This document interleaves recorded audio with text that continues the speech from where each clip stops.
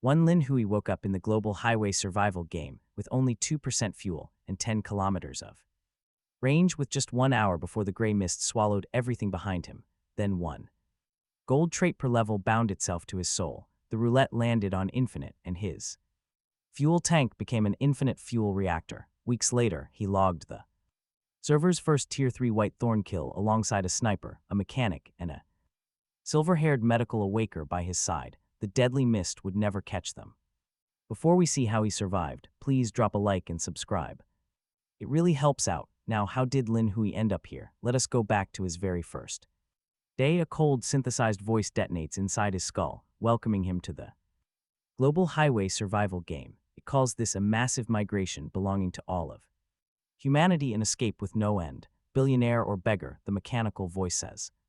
Every human now starts equal, with one vehicle and one life. Whatever vehicle they possess, they automatically learn how to drive. Plane, tank, taxi, bicycle, sports car, fire truck, or subway train. The system does not care. The highway under their wheels stretches infinitely, and it is their only way to survive. Do not look back. The gray mist is chasing. The system warns. Its speed is constant.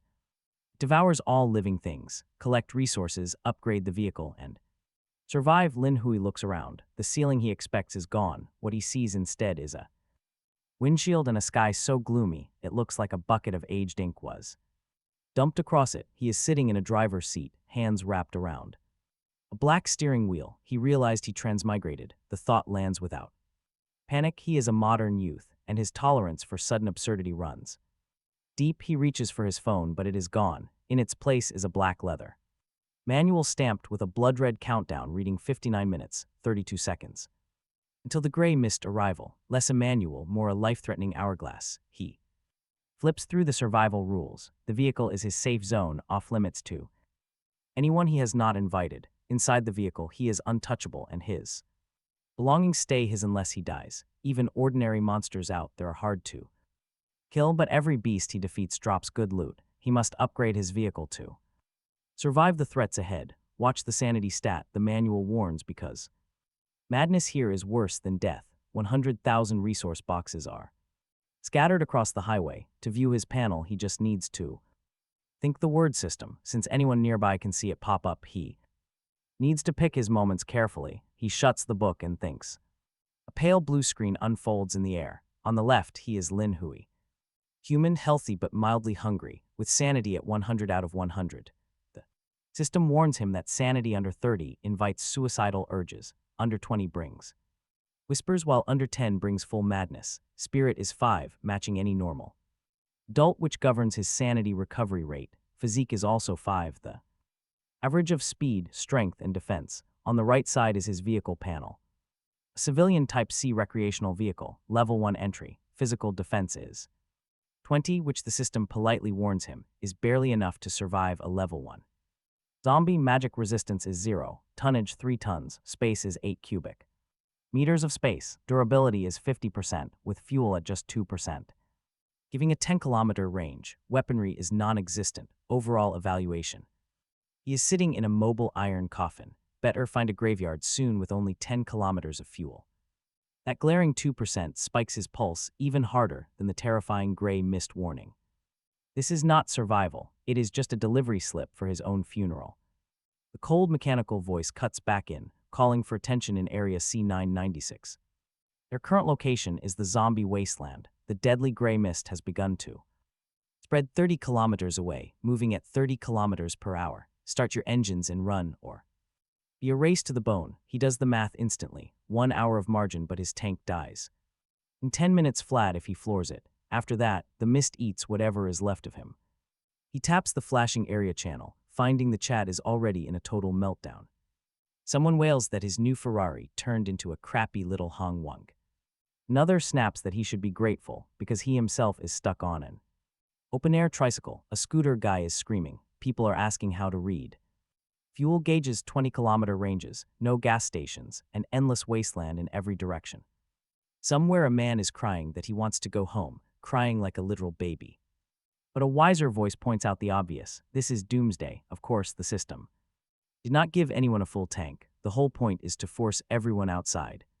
To hunt for supply boxes, he scrolls and confirms his worst suspicions. Almost everyone is in the exact same shallow grave. The system handed out a fair, desperate start with low fuel across the board, and now it is grading everyone on courage and luck first. Round filter, and his luck is actually okay. At least he is not on a bicycle, he exhales.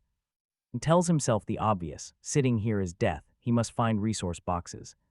He is reaching for the key when a fresh chime hits, brighter and somehow further away, as if dropped down from a higher floor. The system tells him his soul traits match. Cheat binding is now in progress. Binding successful, 1 gold trait per level, completely unique. Every time the vehicle levels up, he gets 1 gold trait that he can forcibly apply to any vehicle component. As a newbie benefit, his level 1 recreational vehicle draws its first trait immediately, a golden roulette wheel, which only he can see, floats up in front of the windshield. It spins, slows, and lands. A card materializes in the air, blazing gold. Entry name: Infinite Quality Golden Legend. Type: rule-based. Attribute: bestows the infinite trait on a target. Apply it to a vehicle-mounted weapon and the ammo becomes infinite. Apply it to a water tank and the fresh water becomes infinite. Use immediately. His usually calm heart skips 2 beats looking at the word infinite. In a resource-scarce apocalypse, what matters most? Water,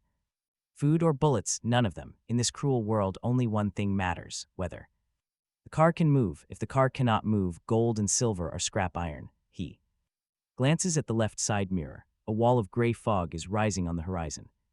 Slow, silent, joining sky to ground. It pushes despair the way a tsunami pushes water. He taps the air and tells the system to use the entry on the recreational vehicle fuel tank. A streak of gold burrows under the chassis. The fuel needle, which has been flashing red the whole time, shoots up like it has been injected with stimulants. 1/4, 1/2, 3/4. It slams against the F mark and trembles like it might overflow. The fuel tank is now an infinite fuel reactor. Fuel stays locked at 100%, never depleting. Double combustion efficiency. Power doubled. No need to ever shut the engine off because excess energy auto-converts.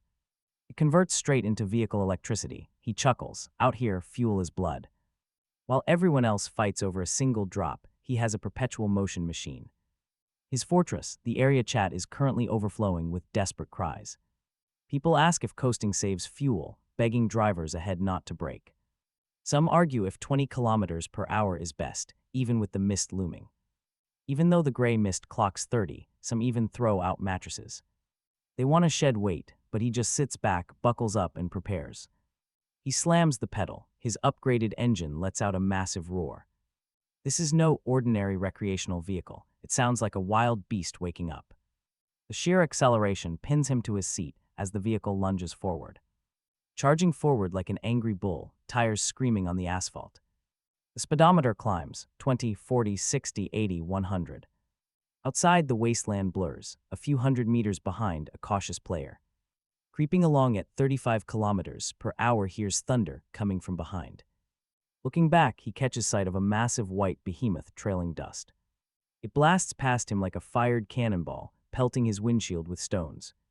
The modified machine vanishes over the horizon before the guy can even curse. He does not hear those screams, keeping just one hand on the wheel. His eyes are glued to the fuel needle, locked at full, pure survival. The status panel updates: Civilian Type C Recreational Vehicle Modified Version. Level 1 with defense rating 20 and weighing 3 tons. Durability 80%, infinite fuel, speed reaches 100 kilometers per hour. The final evaluation calls it a perpetual motion vehicle with infinite power. As long as that front left wheel holds, death cannot catch him. He narrows his eyes at the highway. Step 1 is complete, survival secured. Now for Step 2, finding the 100,000 boxes scattered out here. He needs to grab them before other players even learn how to drive. A minute later, he spots the first chest, glowing with a soft green light. With no threats in sight, he hops out, drags the box inside, and pops it open. Inside is a dark liquid, labeled by the system as universal fuel. It is common quality, granting 100 kilometers of range to any vehicle. He does not need it, but this is exactly what everyone else craves. In a world ruled by engines, this stuff is basically liquid gold. He drives on, vacuuming up every single supply box along the highway. Meanwhile, the drivers trailing far behind are howling, wondering where the loot went. Night falls, the cold wasteland wind instantly cuts like a steel blade. The deadly gray mist is now a distant memory, left miles behind him. He checks the timer, 8 hours, 59 minutes, 32 seconds remain. That is roughly 270 kilometers of safety. He parks to rest. Tucked behind a mound, he pulls the brake. He still needs to sleep. Besides, that front wheel is showing wear. Spare tires are now top priority. The living quarters are pretty cramped, just 2 meters wide and 3 long. A folding table, 2 booth sofas, and a narrow 1.2-meter bed are all he has. A tiny corner bathroom features a toilet so cramped he can barely turn around. But even this tight space is luxury compared to what others are facing. He is stuck with them, shaking his head. He catalogs his haul while a shrill howl scrapes. Past the windows, the cabin temperature drops instantly. His breath turns to white mist. Frost spreads across the glass fast, at a speed he can easily see. A system announcement blares. Cold wave incoming for Area C996, ambient. Temperature has plunged to -10 degrees Celsius and will keep dropping. Low temperatures. Drain body heat and sanity. Find heat. Source: this game refuses to let anyone breathe. He rubs his stiff fingers and opens the flashing area channel. Even he cannot stop his pupils from contracting. Current. Survivors about 7,000 left of 10 million. 3 million wiped out in 7 or 8 hours, devoured by the gray mist, eaten by zombies, or killed by mutants. The answer hardly matters. This chat is colder than the wave itself. People. Lost feeling in their feet. The air conditioning blows ice cold. Someone shouts at the upstairs idiot, shouting that you cannot get heat with the engine turned off. Someone else cannot afford to start the engine because he has only 20% fuel. Tomorrow's mist will catch him if he wastes it. People trade instant noodles for gas or guns for fuel. Some would rather be eaten than freeze. You can practically smell the despair on this highway. Fuel is not power. Fuel is body heat. Fuel is one more sunrise without it. The mist takes them. With it, their range runs out. A perfect dead end, but for him, it is not a dead end at all. He twists the heater knob to maximum. Air volume and temperature both. A rolling heat wave pours out. Melts off the windows. The thermometer climbs from 0 to 10 to 22. 26 degrees in seconds. He sits back in just a t-shirt and feels the irony of being too hot. He looks over his haul. In the 7 or 800 kilometers he just burned through, he scooped over 100 resource boxes. The system says there are 10 million players and only 100,000 boxes. 100-to-1 ratio. Most people see absolutely zero. He opens his, finding over 50 units of fuel, food, and supplies. Strategic supplies include 55 units of universal fuel, along with 8 spare tires. Food-wise, he has 24 bottles of water at 500 milliliters each, 15 bags of compressed biscuits, and 10 whole bags of Wang Wang snow crackers, 6 bags of Lay's potato chips, 11 bottles of Coca-Cola, 11 bowls of braised beef instant noodles, and 5 bags of marinated eggs, 7 sticks of ham sausage, 1 portion of lettuce, 12 ears of corn, and 1 full mutton hot pot set, 2 electric kettles, 2 induction cookers, and 3 high-intensity flashlights. Perfect. In this harsh apocalypse, these supplies are the only things that truly matter. A frugal person could live a month off this haul. The only annoyance is that the system did not give him a backpack, meaning his recreational vehicle is now stacked to the ceiling. 55 canisters of fuel. Canisters eat up the most space, but they are liquid gold to people about to freeze into ice sculptures. He opens the area channel and types out a trade post offering 1 portion of universal fuel for anyone interested to message him. The crying channel goes briefly silent before absolutely erupting. Someone is shocked anyone is selling. Someone asks if he runs a gas station. Someone begs him to give it away for free because they are freezing. He replies with a flat no. People scream that he is cold-blooded and that karma is coming, but others keep shouting. He tells them to shut up and direct message him. In under 10 minutes, he trades 10 canisters of universal fuel for the supplies he actually wants: water, bread, and food in decent shape. One trade even gets him an axe gun with 3 bullets left, which is an unexpected win. He slips the weapon into his pack and decides to inspect it later. Dinner first. He pours mineral water into the cooker and plugs it in. Any other player would never dare because car batteries die before the water boils, and a dead battery means a dead engine. His infinite fuel system converts excess energy to electricity. Simple as that. Boiling water is nothing, he could easily run an arc welder. 2 minutes later, the water is boiling. He rips open the mutton hot pot kit, soup base, 1.5 kilograms of meat, and delicious sauces. Generous portions. He drops in the mushroom base and looks outside. Wind howling, it has grown so shrill it sounds like screaming ghosts. The area. Chat reads like a massive funeral. Someone says his hands have turned black. Another says she is hungry enough to sell her body for a single piece of bread. A woman, someone replies that nobody has time for that. Another has terrible stomach cramps from drinking freezing water. Someone is crying out for their mother. He drops the meat into the pot. Steam blurs his face as he dips a thick slice in sesame sauce and shovels it into his mouth. The hot meat slides down, instantly warming him. Total relaxation. The system pings, consumed high-calorie, delicious food.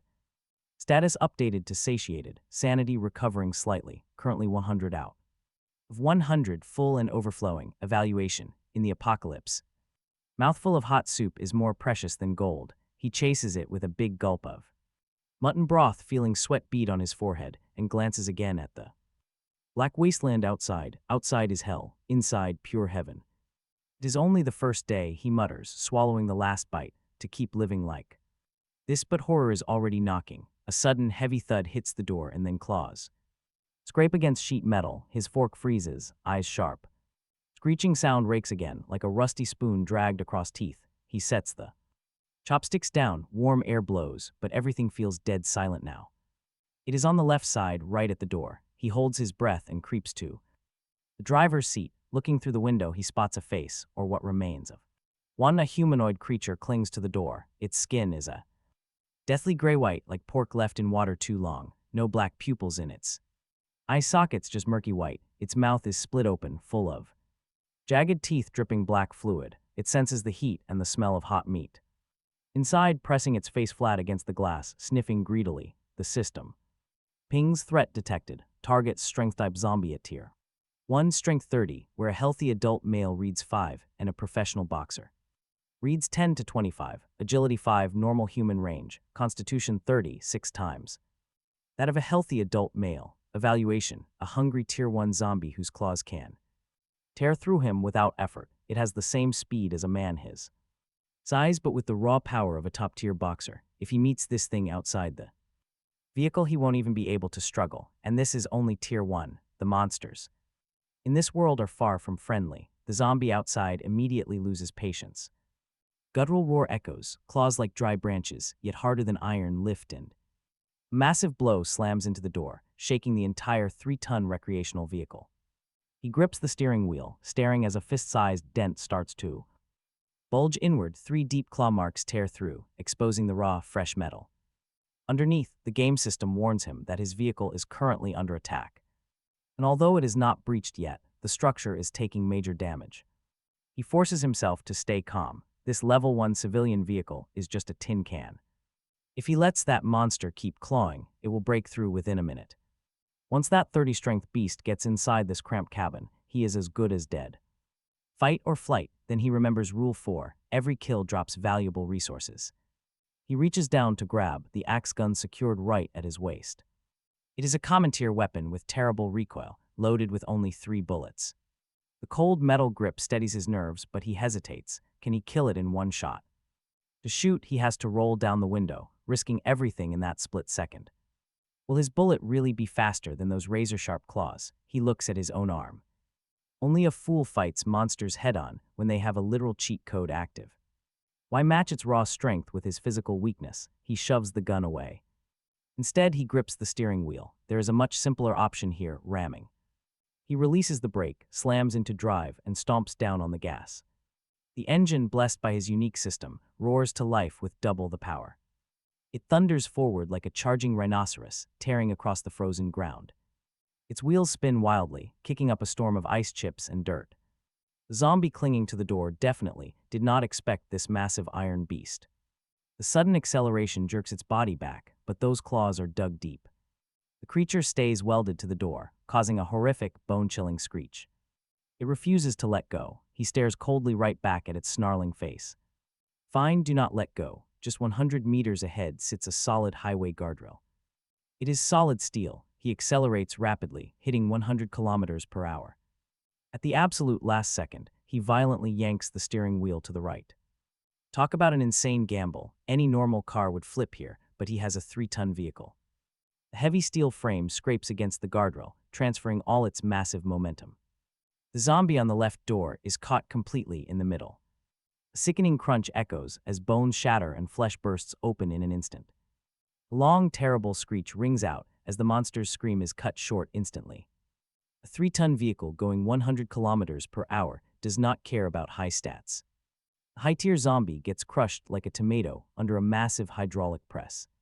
Thick black blood and shredded flesh splash across his side window.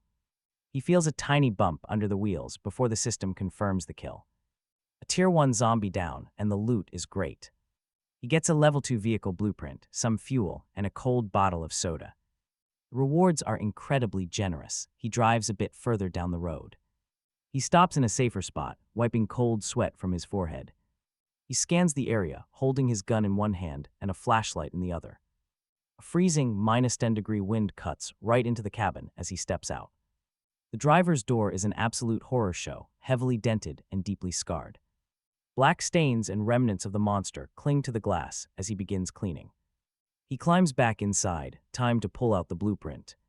It is the recipe to upgrade his vehicle from Level 1 to Level 2. He needs 50 units of steel.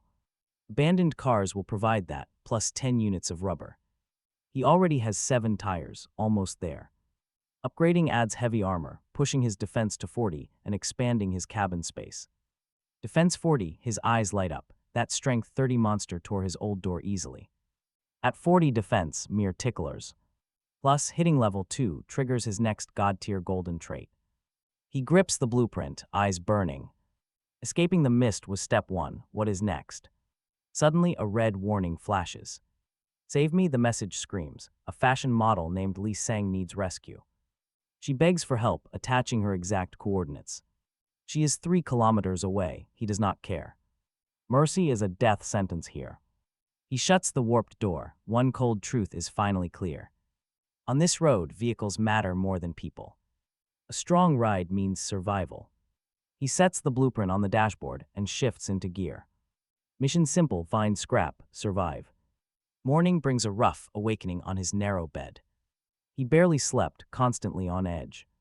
Every noise was a threat. He checks the timer. Under 5 hours left.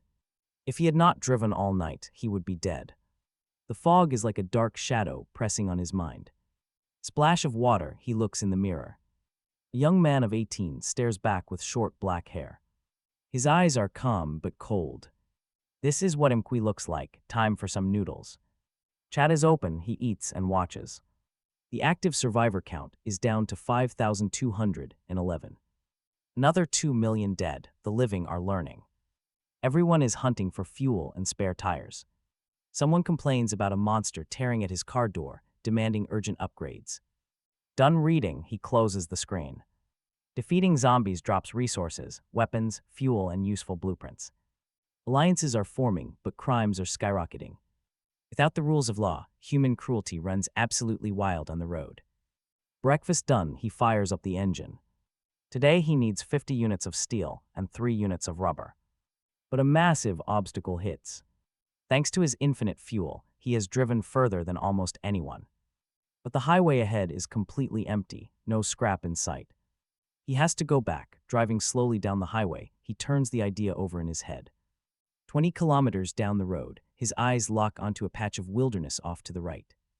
Resting in the dry yellow grass is a massive crashed military helicopter. Its fuselage is broken in half and the rotors are twisted, but that thick armor remains. To his eyes, the landing gear glitters like high-quality special steel. Lucky day. He guns the accelerator, sending his massive RV roaring over the roadbed.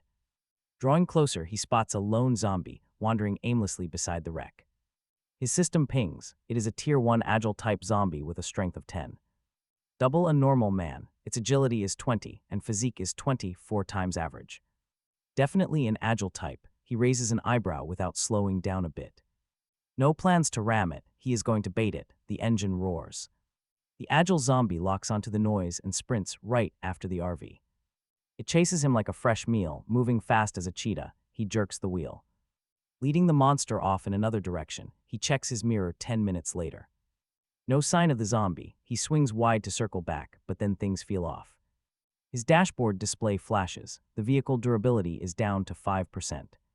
Every tire shows abnormal pressure, with only 50 kilometers left before total breakdown. His face hardens. Leaning out the window, he checks the tires. Every single one is flat, the metal rims pressing straight into the dirt. Homemade triangular steel nails glint coldly from the rubber. Road spikes. Wait, look closer. This is no random accident. He has been set up. The caltrops were placed perfectly in his blind spot right where he parked. Someone around here operates incredibly fast. That on its own is very useful information. Just then, the roar of another engine echoes from the distance. His eyes narrow.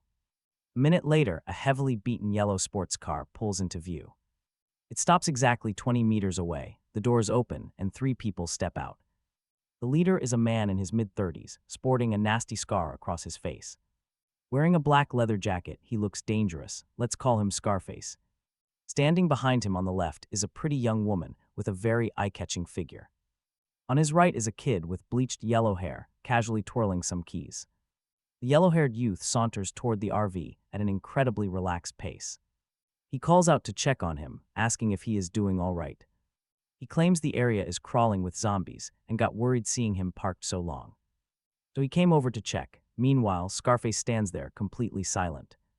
His eyes are locked onto the massive RV, burning with naked greed. It is a giant, warm fortress. Compared to this, their battered sports car is junk. He decides not to step out. Instead, his right hand slips inside his jacket. His fingers close tightly around the cold grip of his powerful axe gun. He calmly calls back, telling them flatly that he has a flat tire, no emotion. Yellow-haired kid slaps his thigh, acting incredibly dramatic and sympathetic on his behalf. Since they are in the middle of nowhere with gray mist chasing, it must be fate. He asks if he wants to hitch a ride with them. He raises an eyebrow. He asks if he should really squeeze into their ride. The kid eagerly agrees. It runs after all, but as the kid talks, he and Scarface begin fanning out. Approaching from 2 different angles, the kid mutters that everyone ended up in this hellhole. They talk about helping each other, total nonsense. He keeps his eyes glued to their hands.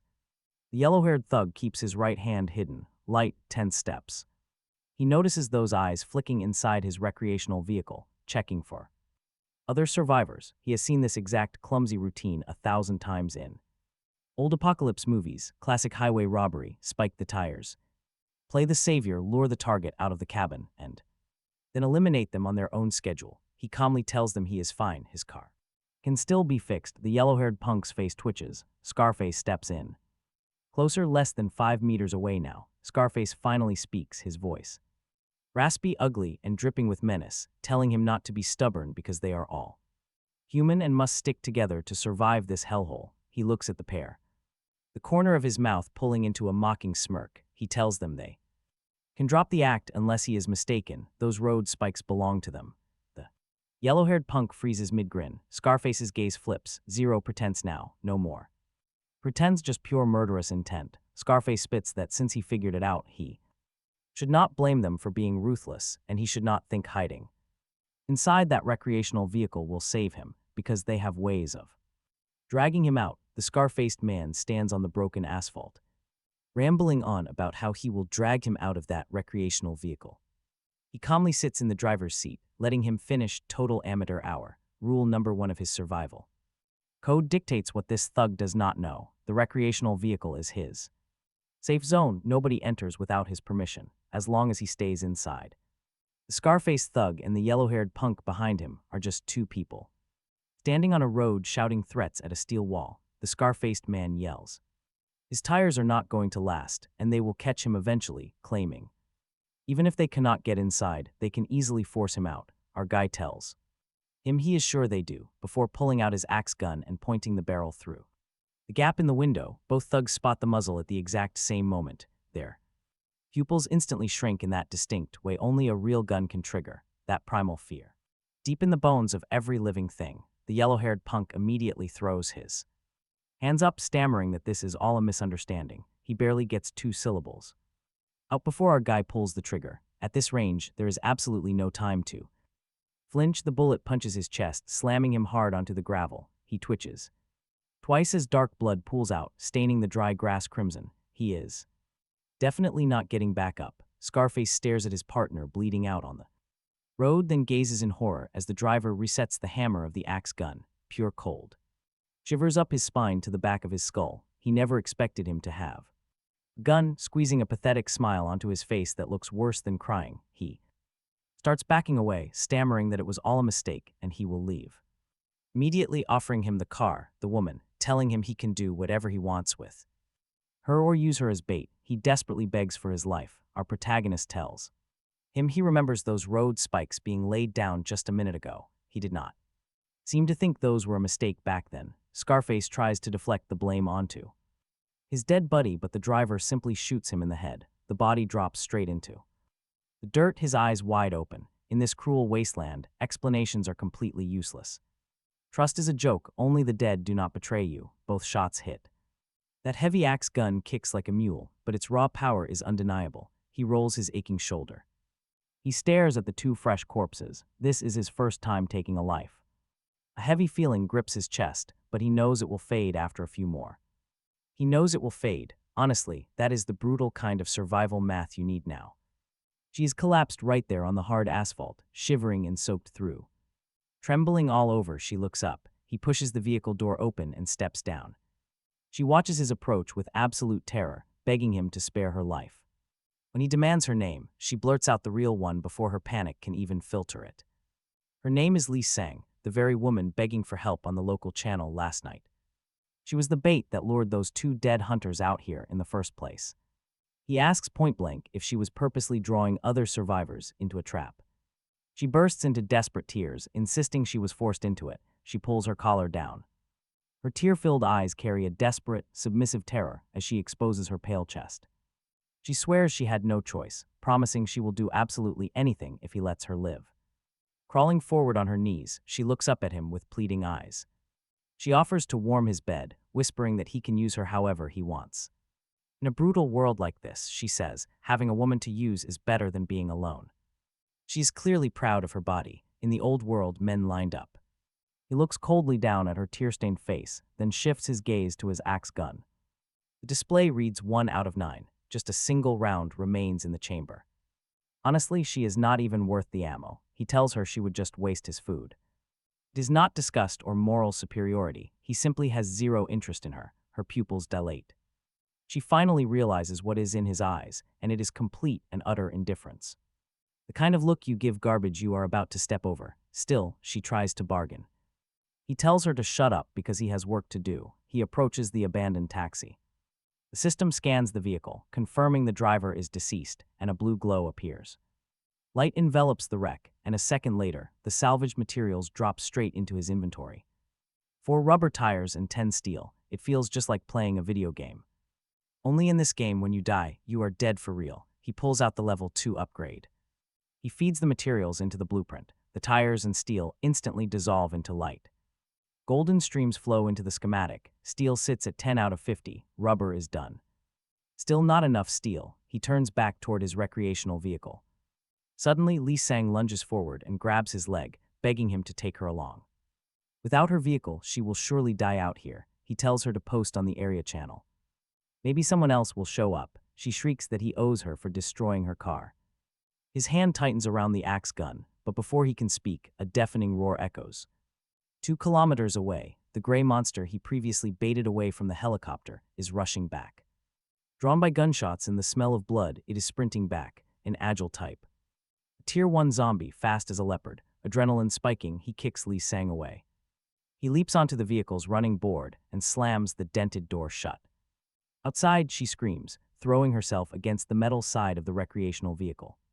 She keeps pounding the door, begging him to open up. Watch how fast things go wrong. It happens in a flash. The agile zombie pounces on her like a hunting leopard. Within 2 heartbeats, her terrified scream cuts off into a wet, choking silence. He sits in the driver's seat, his pulse hammering wildly in his throat. It happened that fast. If he had been 1 breath slower, he would be smeared on the asphalt. He lets out his breath and releases the emergency brake. While the zombie is busy feeding, he floors the Accelerator, destination, the crashed helicopter. He needs that steel. Before the creature finishes eating, Lee Sang's screams fade into thin gurgles and then fade to absolutely nothing. His knuckles turn bone white on the wheel, but it is not from fear, it is the exact opposite. Every nerve in his body is dialed in, adrenaline. Keeps the world sharp. 5 minutes, that is his entire escape window. In the rear view, the agile-type zombie is tearing into the wet mess that used to be Lee Sang. A Tier 1 agile mutant eats much faster than a tiger. When that body is picked clean, the zombie will return to the wreck because the helicopter is where the raw meat smell is coming from. His recreational vehicle is at 5% durability. With all 4 tires shredded, if it cannot move, he becomes the next course. The upgrade has to happen before that meal ends. 5 kilometers later, he arrives. He drops out of the cab. The wind cuts his face like wire, but he does not even register it. In front of him, the crashed military helicopter lies broken in half. The rotor snapped. The fuselage twisted. The original crew got dragged out and eaten days ago. To anyone else, this is just scrap. To him, it is top-grade steel and a life raft. He presses his palm against the cold metal and commands the system to dismantle. The system scans, confirms the pilot is dead, and warns him the volume is large, taking 3 minutes. Estimated 3 minutes. He checks over his shoulder. The zombie is not yet in view. Talk about stressful. The blue bar crawls. His heart slams hard against his ribs. Hard enough to physically hurt. Every single second is a stretched-out wire. Finally, the ding lands. Dismantle complete. 60 units of armored bulletproof steel, 2 units of rubber, 1 rare fire control chip, 20 sets of precision electronics. He dumps the steel and rubber into the level 2 blueprint, then sprints right back to the recreational vehicle. Back in the driver's seat, he triggers the upgrade. Vehicle advancement blueprint level 1 to level 2. Steel 50 units requirement met. The system tells him the steel he is using is far higher grade than standard spec. Evolution direction has shifted from iron plate reinforced type to heavy assault type. He tells it to evolve. A dark golden glare swallows the whole vehicle. This is not a simple repair job. It is a forging. The aviation steel he pulled from the helicopter crawls up the side panels of his recreational vehicle like it is alive, replacing every fragile sheet with 2 centimeters of matte black armor. The civilian curves go incredibly sharp and angular. 2 thick alloy beams push out from the front bumper and lock together into a barbed triangular ram on every wheel hub. Rotating steel spikes slide out. Alloy spike ramming horn at the nose. Hub meet grinder spikes at the wheels. The light dies. What sits crouched on the road is no longer the civilian camper he started in. It is a 10-ton black assault platform. His status panel updates. Vehicle level 2. Physical defense is at 100, jumping straight from 20. Triple the standard level 2 because of the aviation steel. Bonus weight 10 tons. Capacity 10 cubic meters. Durability fully restored. Fuel infinite. No external weapons yet. Talent triggered. Level 2 golden trait.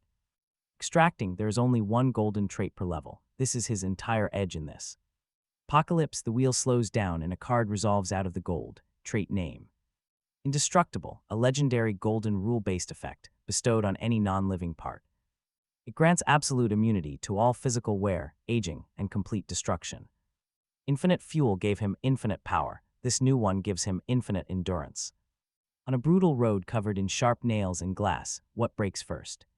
It is never the vehicle chassis, it is the tires. One blowout ruins everything. Flat tires turn high defense into a stationary coffin. He targets all vehicle tires. Golden light sinks into the 4 all-terrain wheels as a shimmering film coats the rubber. The system pings, modification complete, indestructible run-flat wheels. Golden and completely unique, absolute physical defense. Nails cannot pierce them anymore. Bullets will not penetrate, fire will not melt. They maintain grip on any surface. Whether it is ice, snow, or mud, suddenly a roar. He turns his head. That agile zombie finished its meal and came back. Its wet mouth drips with Lee Sang. It crouches low like a leopard winding up to pounce. Cloudy eyes lock onto the glass.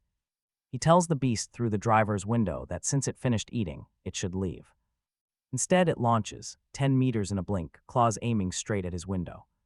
The old him would have run. Sharp claws strike the black armored door with a terrible screech. Sparks burst across the panel as the heavy claws slide away. They only leave a faint white scuff on the paint, not even down to bare metal. This is what 100 defense actually means. He looks out at the agile zombie. It is panting and furious, scrabbling for grip. He just smiles, he tells the beast. Since it scratched its fill, it is now his turn. He shifts into drive and cranks the wheel. He spins the wheel hard left. The infinite fuel reactor dumps 10 tons of torque. The heavy recreational vehicle whips around like a top, the agile zombie clinging. Clinging to the door, it never expected a 10-ton steel box to suddenly spin. Centrifugal force tears it loose, flinging it back toward a roadside boulder. He floors the pedal. The fresh spikes along his left flank, those deadly shark fin shredders, drag the thrashing agile zombie across the massive boulder like a giant file. This is not just a collision, it is a crushing press. Talk about brutal. The agile zombie, a famous Tier 1 sprinter, never even gets a single scream out. Its broken body folds between 10 tons of steel and a hard rock. The system pings. He killed one Tier 1 agile zombie. The drop is 1 unit of universal fuel.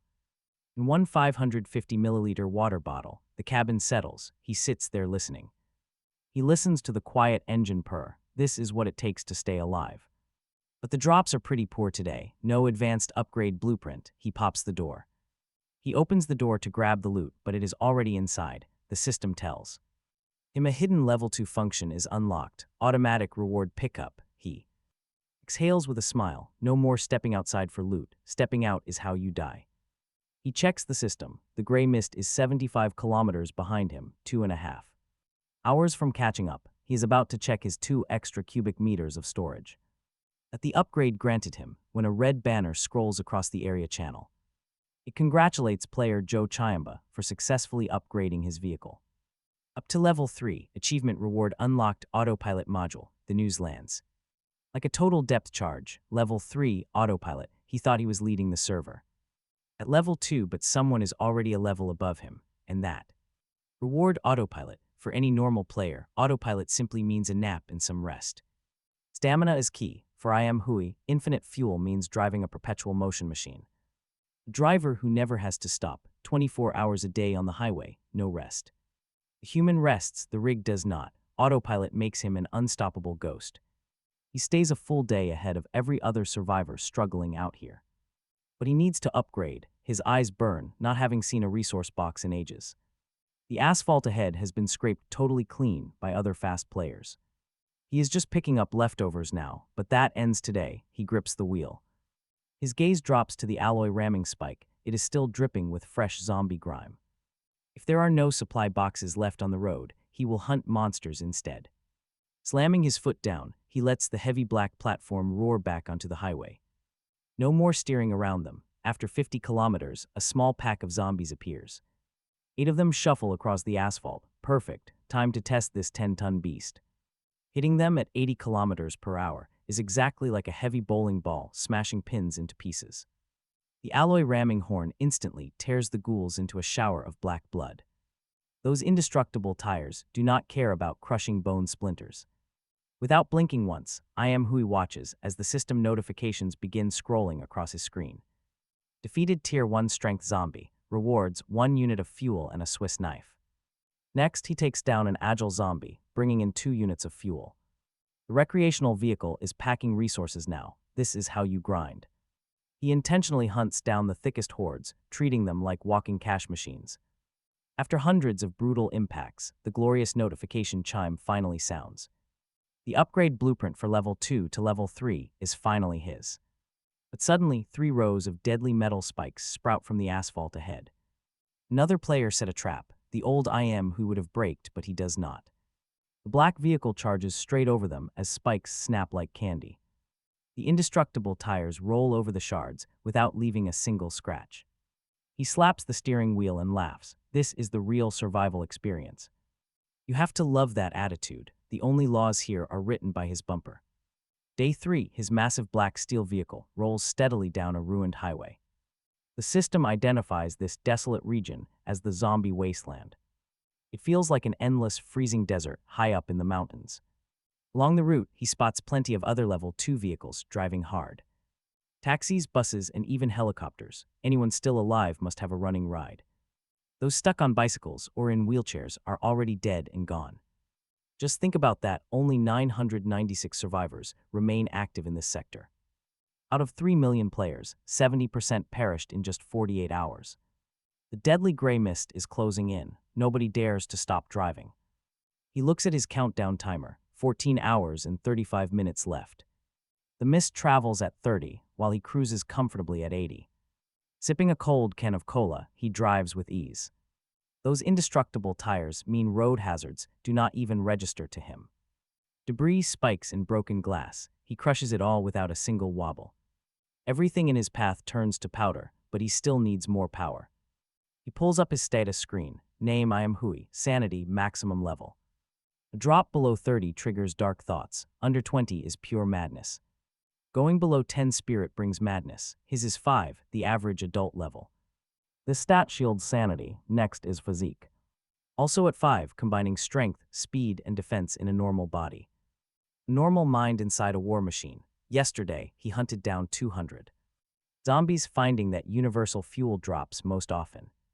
Medicine is rarest. Currently, he has 2 bottles of antibiotics and 1 fever. Reducer plus stomach medicine. The cabin is full. Any more zombie drops and he will be sleeping on cans. Checking his upgrade blueprint, the system offers 2 options. Option A is standard, costing 70 common steel and 10 precision. Electronic components to unlock a basic 7.62mm machine. Gun boosting space by 20% and defense by 10. Option B, perfect, costs 100 bulletproof steel units and 10 precision electronics. Components plus a fire control chip, unlocking a 25mm autocannon.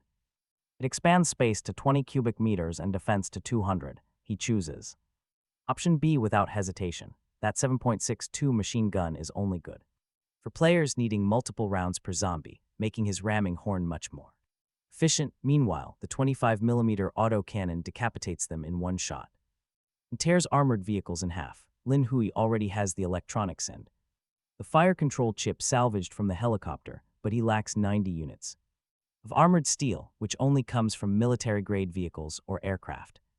Normal players cannot produce this heavy steel, yet with 3 million regional survivors, someone must have salvaged some, so he opens the channel. Within 2 days, things have already stratified, and pinned messages are no longer desperate pleas, but loud, bold, colorful recruitment advertisements.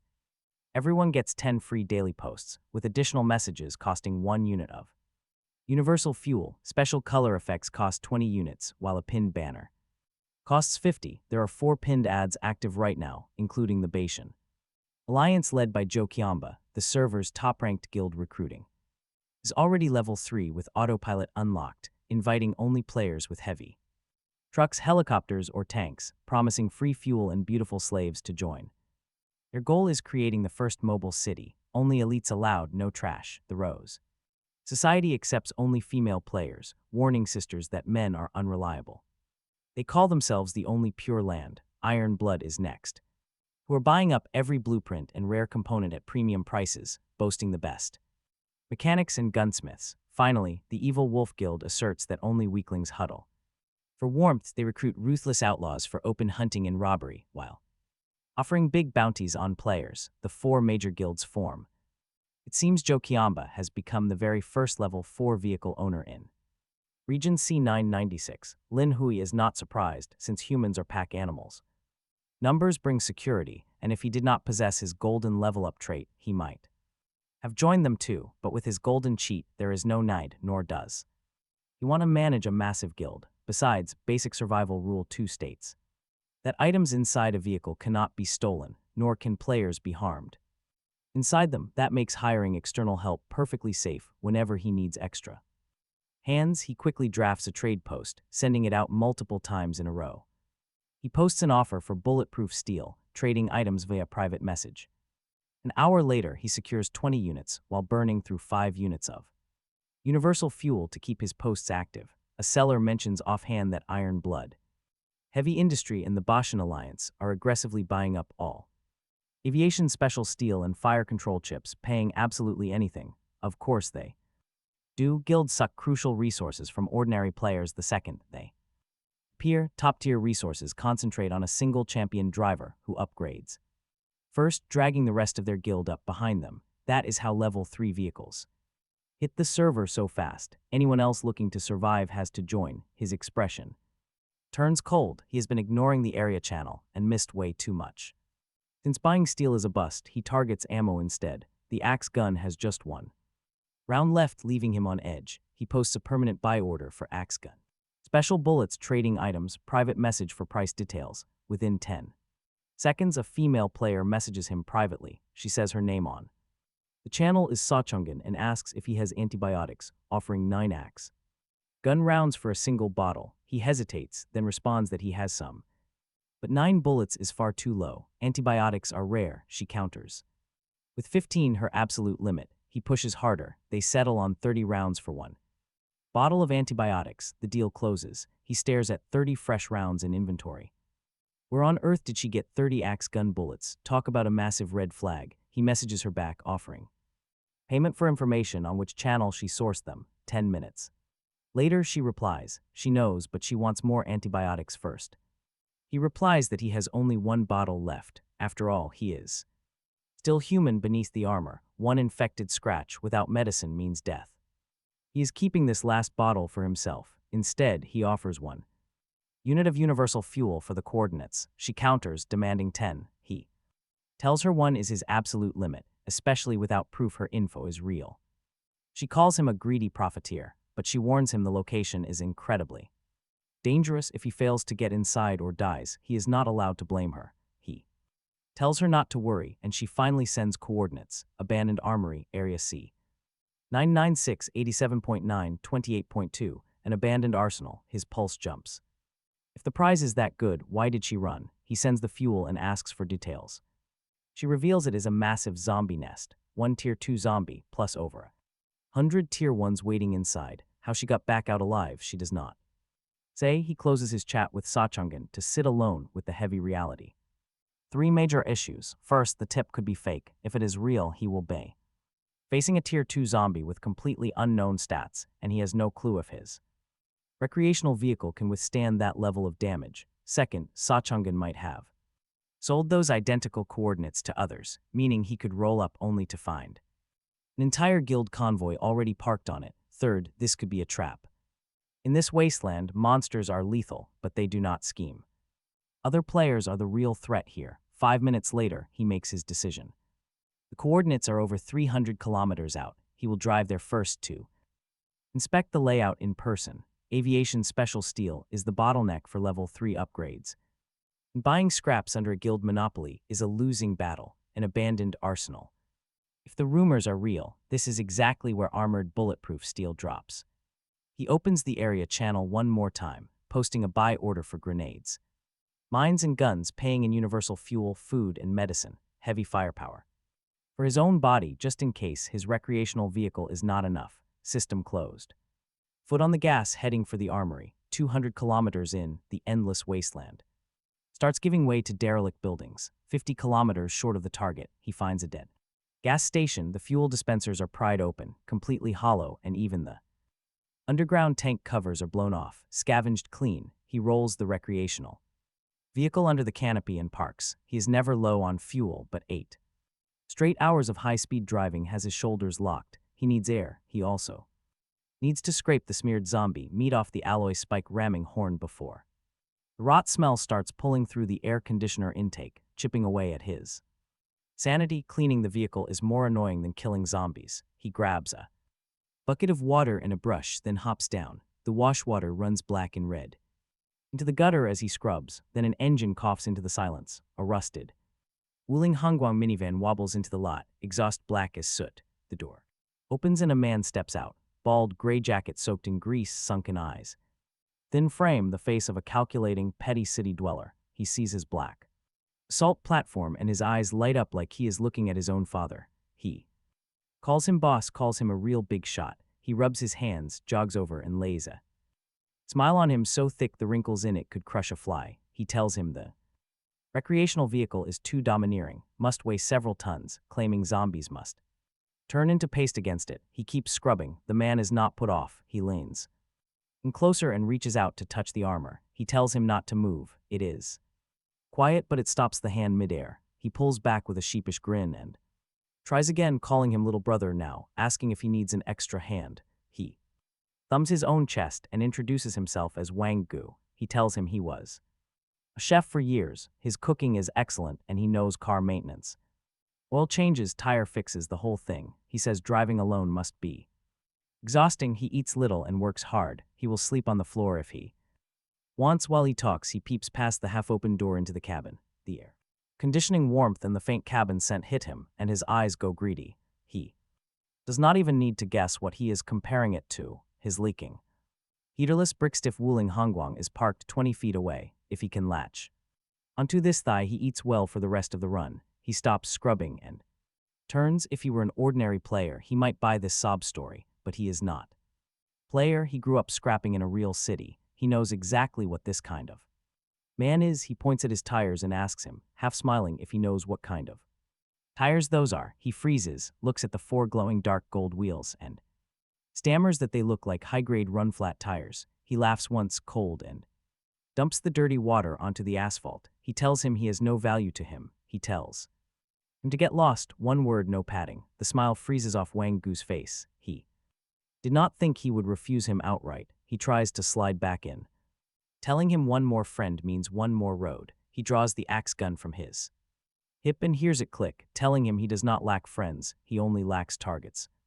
Does he want to try? A flash of venomous hate crosses his eyes before he masters it. He grits out, fine, fine, you are the man, I will not bother you anymore, and scurries back to the minivan. The Wuling Hongguang belches black smoke and shrinks down the road. He holsters and goes back to scrubbing. This kind of interlude is daily traffic at this point. What he does not see is Wang Gu pulling off the road 2 kilometers later behind an earthen slope. He slams the steering wheel of the minivan. The grease-thick fawning is gone. What is left is twisted hate. He spits that the kid thinks he is hot just because he lucked into a recreational vehicle. He swears he will make him spit it all up. He opens the World Channel, finds an evil wolf guild number, and sends a private message. He says he wants to report. He has found a fat sheep. A few seconds later, the reply, the contact's handle, reads Guo Qiang. Guo Qiang asks him what kind of target. Wang Gu tells him a black heavy-duty recreational vehicle.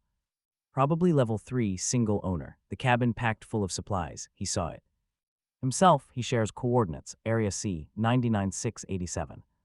28.9 near the station. A pause, then Guo Qiang asks him if he is sure. One man, one heavy-duty recreational vehicle. Wang Gu swears on it. He saw it with his own eyes. The car is monstrously tough, even the tires glow. He asks for 10 units of universal fuel as a reward if it is real. Guo Qiang accepts. He tells Wang Gu to keep eyes on the target and not let him slip away. 10 units of universal fuel if the lead pays out.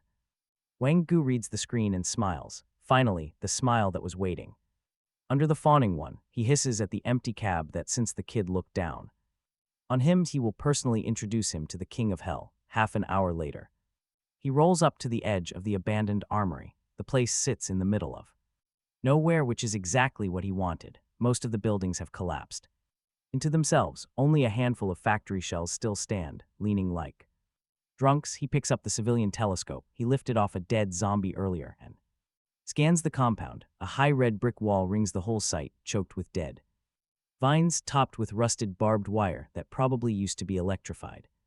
Inside, decaying shapes drift around with no purpose, just gravity and hunger holding them upright. Zombies, plenty of them, but he does not see anything that looks like a tier 2. He sits there weighing whether it is worth driving. Deeper in, then a cloud of dust kicks up in his rearview. Engines, a lot of them. Coming in hot, he checks the mirror. 8 modified off-road motorcycles are peeling out from behind a gray heavy-duty pickup, fanning around him.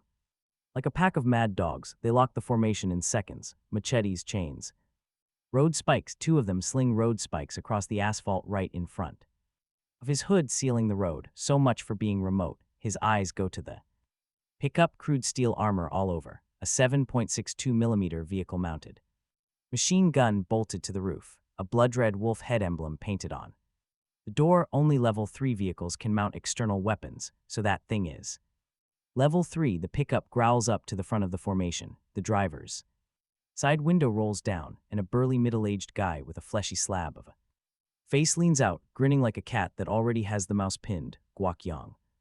He is a small-time captain of the Evil Wolf Guild. In the old world, he was a professional thug doing time. Then the apocalypse handed him a Get out of jail free card. Now he is holding a megaphone. He lifts the megaphone, announcing that our driver is surrounded by the evil wolf. Guild, he likes that heavy truck and is taking it, so if the driver is smart, he should climb out, hand over the keys, and crawl away with his generous blessing. His bikers sneer on cue, acting like the massive vehicle is already theirs. It is pretty obvious these guys were trash in the old world, too. But our driver is not scared. If anything, he is actually pretty grateful. He was just wondering how to clear out the zombies inside the armory.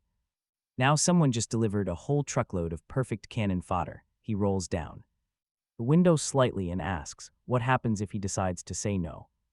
Guak Young stares for a second, then howls with laughter, telling his brothers to show off their steel. The bikers raise machetes and light up Molotovs.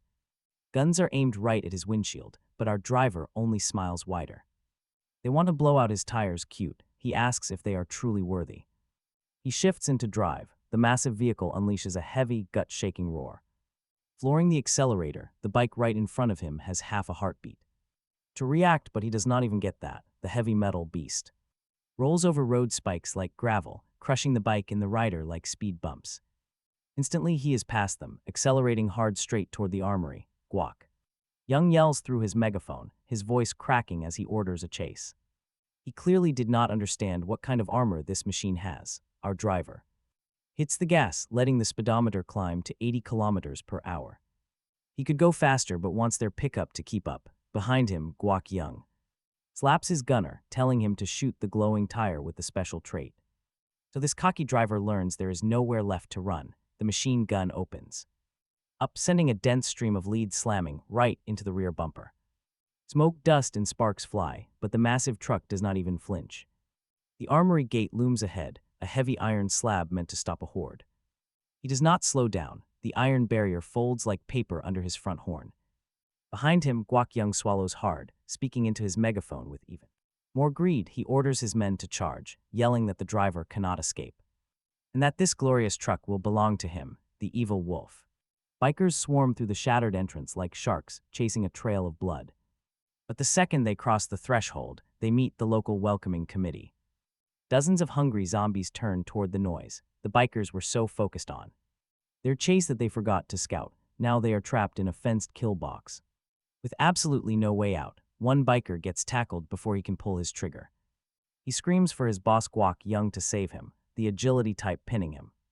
Does not give him the time. Guak Young's face goes pale. He has already lost sight of the truck and is completely surrounded. He snorts to himself, telling himself these are just first-tier zombies his level 3 truck can crush. To him, they are just walking experience. But then the workshop roars. It is not a normal zombie cry. It is much deeper, carrying massive weight. Then a second roar and a third, the cries of ravenous beasts catching the scent of meat. The ground begins to shake. Guak Young quickly looks toward the source of the noise, and his face completely loses color. A massive wave of basic zombies floods out of the workshop, right at the front of the pack is a behemoth nearly 3 meters tall, muscles looking like piled stones, skin a dark metallic green, dragging a snapped metal I-beam behind it like a giant club. The system panel displays the creature's stats. A strength-type zombie, tier 2, strength is 80, defense extremely high, agility is 15, a fist that can easily flatten a car. Hyung's voice cracks in sheer panic. He is desperately screaming at his driver to back up. It is far too late. The escape route is already completely blocked by his own motorbikes and the tier 1 monsters pouring out behind them. He had safely parked his armored vehicle on a high platform on the opposite side of the lot. From up there, he has a perfect view. He cracks open a cold can of soda and watches through the bulletproof glass. They wanted his armored vehicle. In the next life, they should probably do their homework first. The heavy machine gun on Guak Young's pickup spits fire. The bullets strike the tier 2 strength monster, but they barely manage to draw a few drops of blood from its tough hide. What they actually do is make the beast absolutely furious. It roars, throwing the massive steel beam like a spear. The flying weapon catches a biker mid-turn, crushing both the rider and his motorcycle into the same bloody puddle. Screams and gunfire echo through the armory. He takes another casual sip of his drink. The struggle is quickly over. The bikers go down under the zombie tied in shredded pieces. The pickup keeps firing, its heavy gun chattering without pause, but it cannot bring the tier 2 Titan down. It only makes the beast angrier. Guak Young is screaming Inside his truck, refusing to accept this fate, a giant fist slams down the front of the pickup, instantly caves in, and black smoke starts pouring from the engine. Then the two monster rips the driver's side door off like a piece of paper, dragging Kyung out by his collar. He tries to beg, but a sharp snap cuts him off. Mid-sentence, he sets his drink down. It is his turn to clean up. He cranks the engine.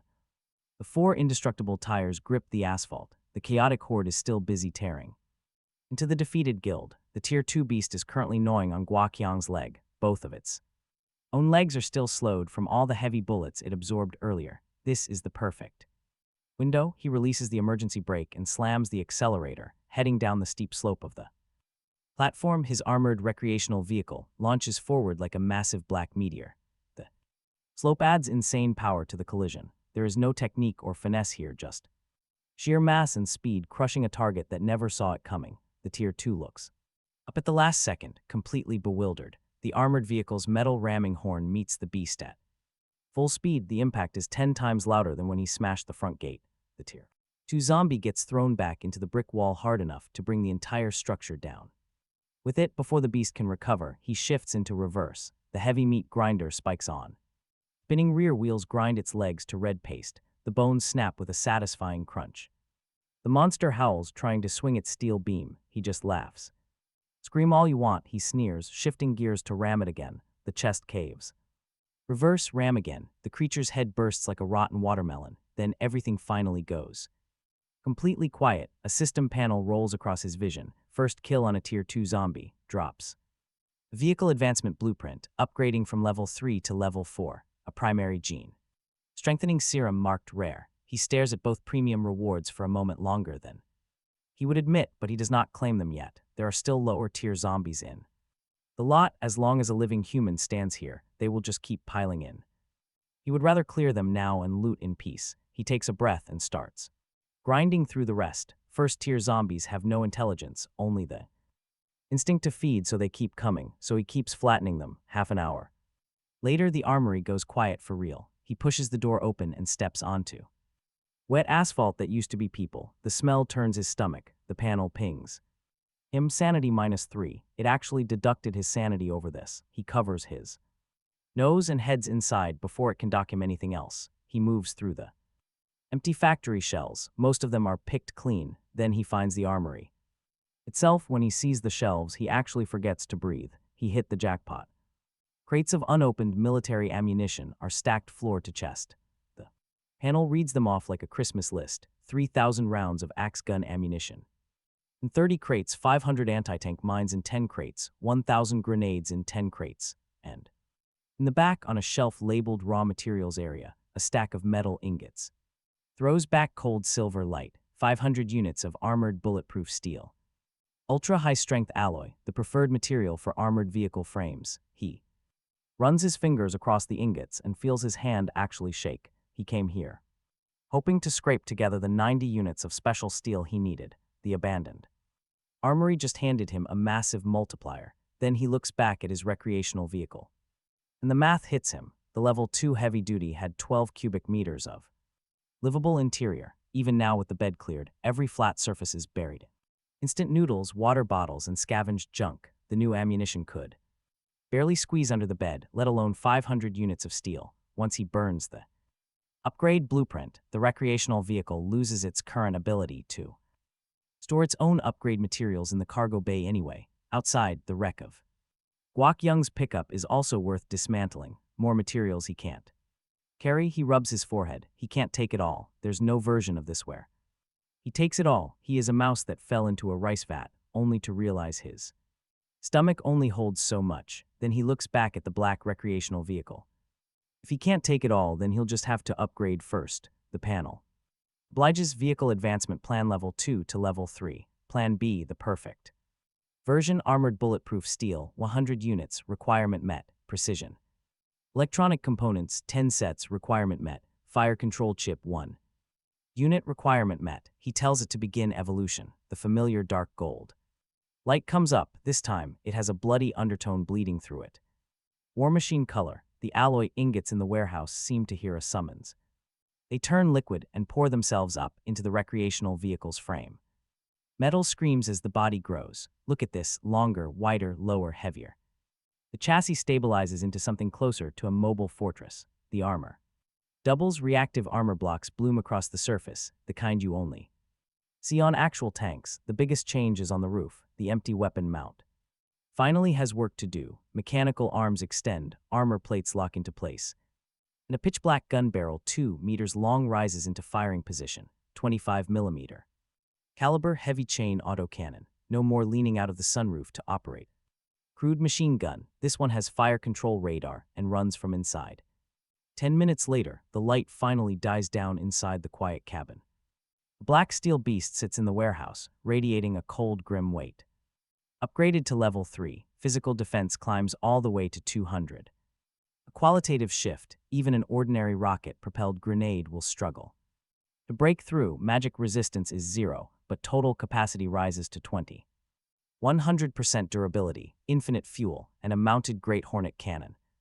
It fires 25mm rounds up to 2,500 meters, weighing 20 tons. With that mass, he can easily plow through zombie tides on autopilot.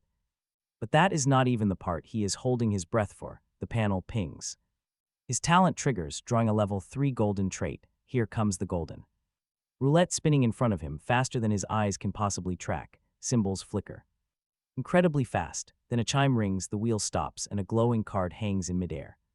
The legendary space folding trait rule-based type. This incredible power grants, giving the vehicle storage, the mystical properties of Sumeru mustard seed. Capacity is now 100,000 cubic meters. Second. Absolute freshness. Time stands completely still inside, meaning absolutely nothing spoils. Third is a secure lock. Only he can put items in or take them out. Fourth, automatic pickup. He only has to say the word. A secret word, 100,000 cubic meters. A standard container is only 30. This is over 3,000 containers, the cargo hold of a mid-sized freighter folded next to his bed. This is no mere locker, not even close. It is a whole logistics center riding shotgun. Honestly, his hands are shaking. Supply worries gone forever. Forget 500 units of steel, he can pack anything. He could pack the entire armory, plus the tank wrecks outside, without a scratch. Assigning the target immediately, a beam of golden light sinks into the boring plastic cabinet beside his bed. On the outside, nothing changes. But when he opens the lid, everything is different, absolutely mind-blowing. The interior is now an endless, glowing dimension with no visible edges. Staring at this endless void, he turns toward his massive mountain of supplies. He commands the storage to collect the steel, ammunition, mines, and grenades. Everything instantly begins pouring into the small cabinet like dust into a vacuum. Tons vanish in seconds, while the system panel tracks a running ledger. 400 units of steel, 3,000 rounds, and 1,000 grenades. 500 mines. He grabs the empty shells too, free iron to smelt. Then he heads outside to sweep Guakyong's totaled pickup and crashed bikes. Collecting everything left by the zombies, he quickly dismantles the wrecked vehicles.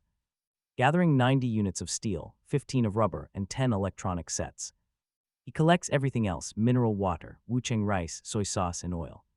Sacks of lard, a complete print set of A Will Eternal, and even Dragon Raja volumes, fresh tomatoes, and cucumbers are swept up, apparently.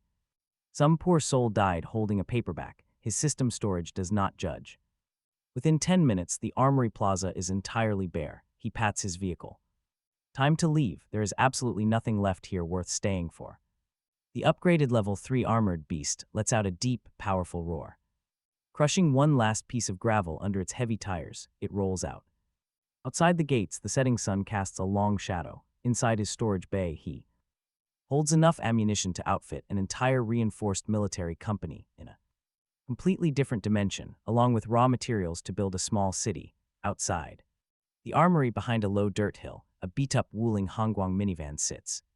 Parked off the shoulder, where Wang Gu slumps over the steering wheel, his hand is tightly locked around a walkie-talkie that has stayed silent for 20 minutes. Sweat drips down his forehead. Why is there still no movement in there?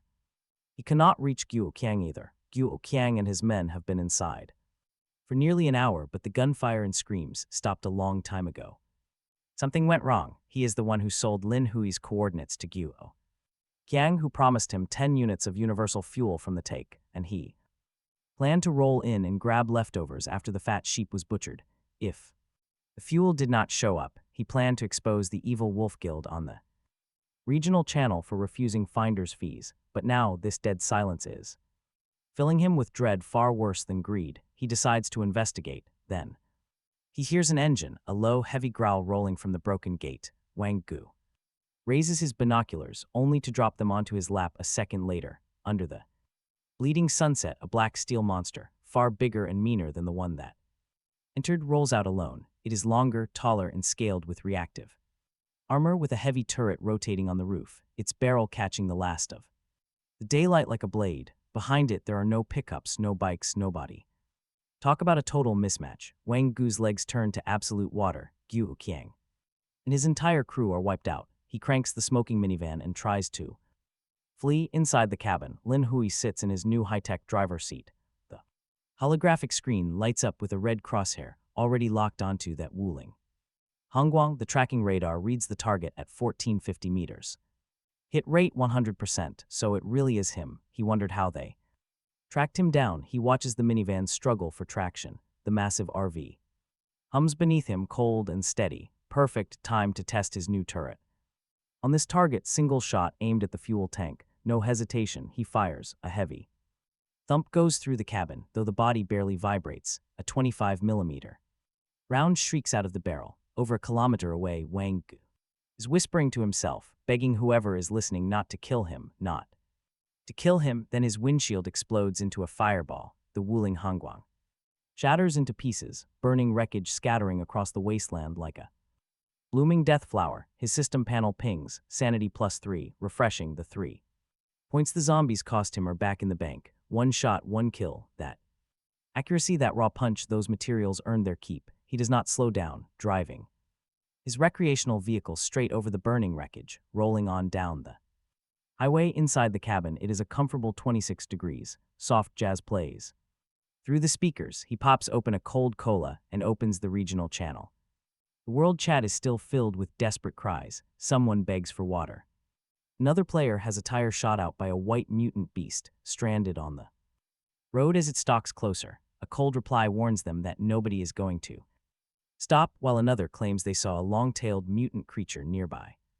They looked like the long white spikes from the Tomorrow War, and running was their only way out. Someone has a fever from a scratch, desperately looking for a folk remedy. He just shakes his head. This is the standard apocalypse menu: hunger, cold, sickness, and monsters. Most of them are still fighting just to keep breathing, while he sits in an armored fortress trying to figure out how to spend a mountain of wealth. Then a few pinned bounties slow him down. The Bachian Alliance is buying gene potions at top dollar. Bring them a bottle. Walking out as a vice leader. The Rose Society is recruiting players who awakened a specialization in strength or reconnaissance. Females only. Meals guaranteed. A mystery buyer is offering 30 units of universal fuel for a single primary gene potion. Private messages only. Gene potions, so the top tier players have already encountered the supernatural side of this world. Vehicles can only carry people so far. Human bodies are still tissue paper. That is the bottleneck everyone is hitting at the exact same time, and that is why the big shots are tearing each other apart over potions. It just so happens he has one in his pocket. He pulls out the primary gene potion, the tier 2. Strength type dropped. Deep blue liquid moves slowly inside the glass tube. Glowing, the panel reads it for him. Primary gene potion, an extraordinary item. Rare quality, it comprehensively strengthens physical fitness. His physique will increase by 10. Side effect, intense pain during injection. Pain compared to being chewed alive by a tier 1 zombie. He will take those odds. He drives the needle into his arm and depresses the plunger. Ice floods his veins, and then the ice turns to lava. He clamps his teeth. Veins bulge on his forehead. Pain, the kind that goes past skin, straight into the bone. Every cell feels like it is being unmade and restitched at the exact same time. It lasts 5 full minutes. When the pain finally falls away, it leaves something behind he has not felt since entering this world. A clean, light, dangerous surge of power. He opens his eyes. His body has not gotten any bigger. He is no bulked-up bodybuilder, but every muscle is suddenly tight and smooth, packed with explosive energy. The system panel updates. His physique is 15, up from 5. Combat assessment equivalent to a Well-trained soldier, with this feeling he could put down 5 grown men. Single-handed, he probably still cannot take a zombie one-on-one, just a few. More potions and he will. He posts a buy order on the regional channel, 40 units of universal fuel or equivalent medicine for any gene potion, 10 units higher. In the mystery buyer, then his radar squeals, not a zombie, not another player. Massive dark red signal appears. He looks up, scanning through binoculars on the wasteland. Just a few kilometers ahead, there is a main battle tank parked sideways on the shoulder, real military steel, camouflage paint, the works, its massive turret is venting heavy black smoke. 2 white bone spikes like massive spears are punched deep into its heavy armor. One has gone clean through the treads, on a rock above. The dead tank, watching it cool, is a slender white creature covered in bone. Plates, all spines and ribs, shaped a little like a xenomorph. Suddenly, the warning panel alerts: mutant species creature. Name: Whitethorn, Tier 3, the monster.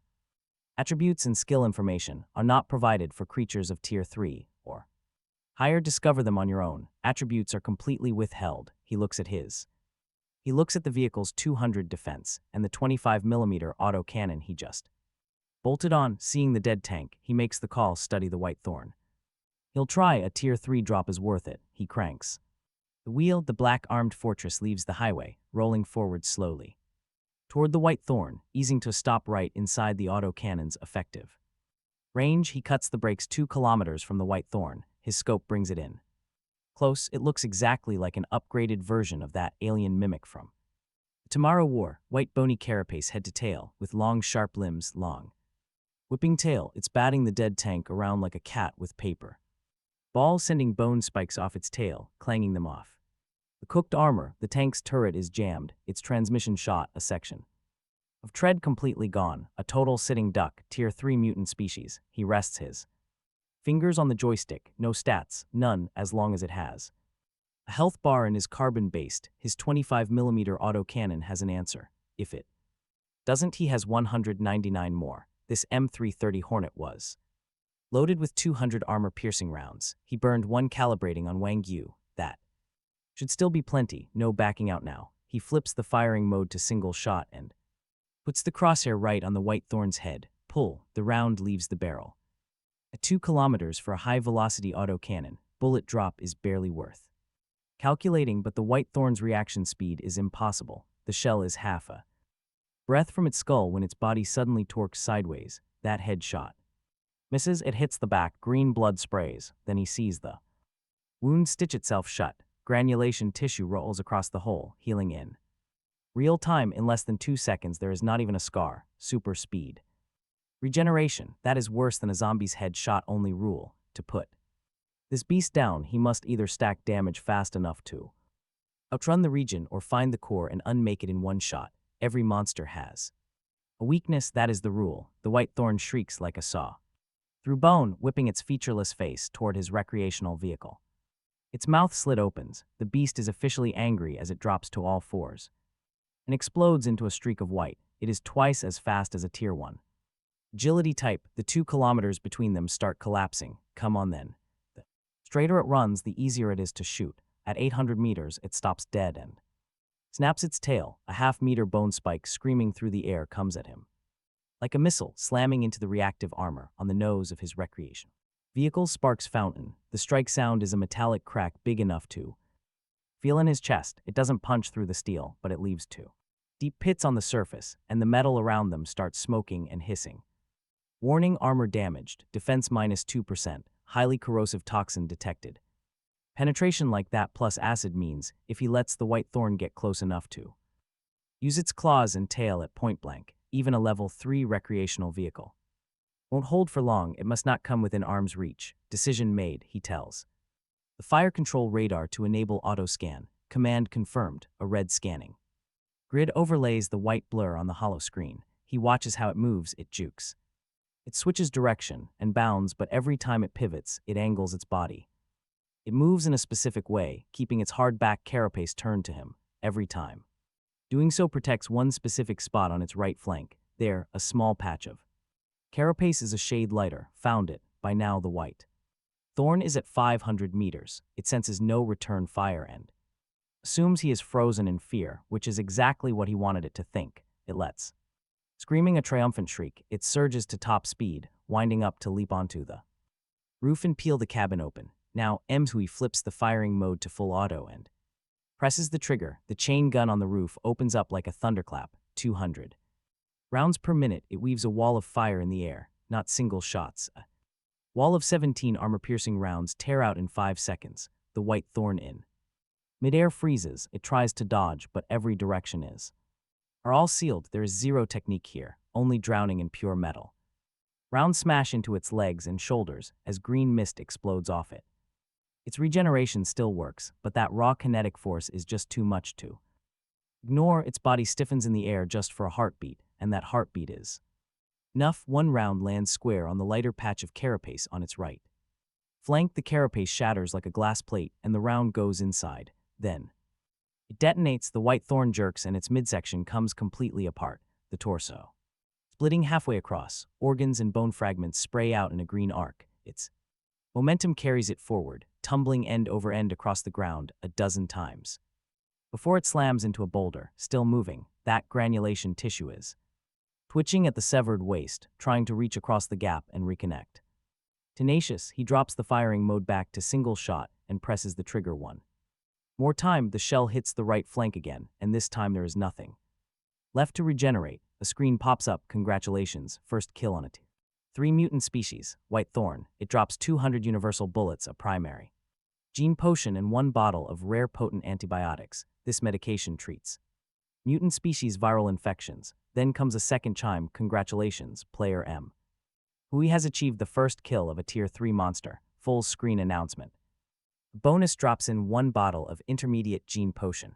The regional channel absolutely detonates. The last full screen announcement was Joe Kiamba being the first player to push his vehicle to level 4. He used that announcement to found the Boxeo Alliance. Now, Hui's name is on every screen in the area.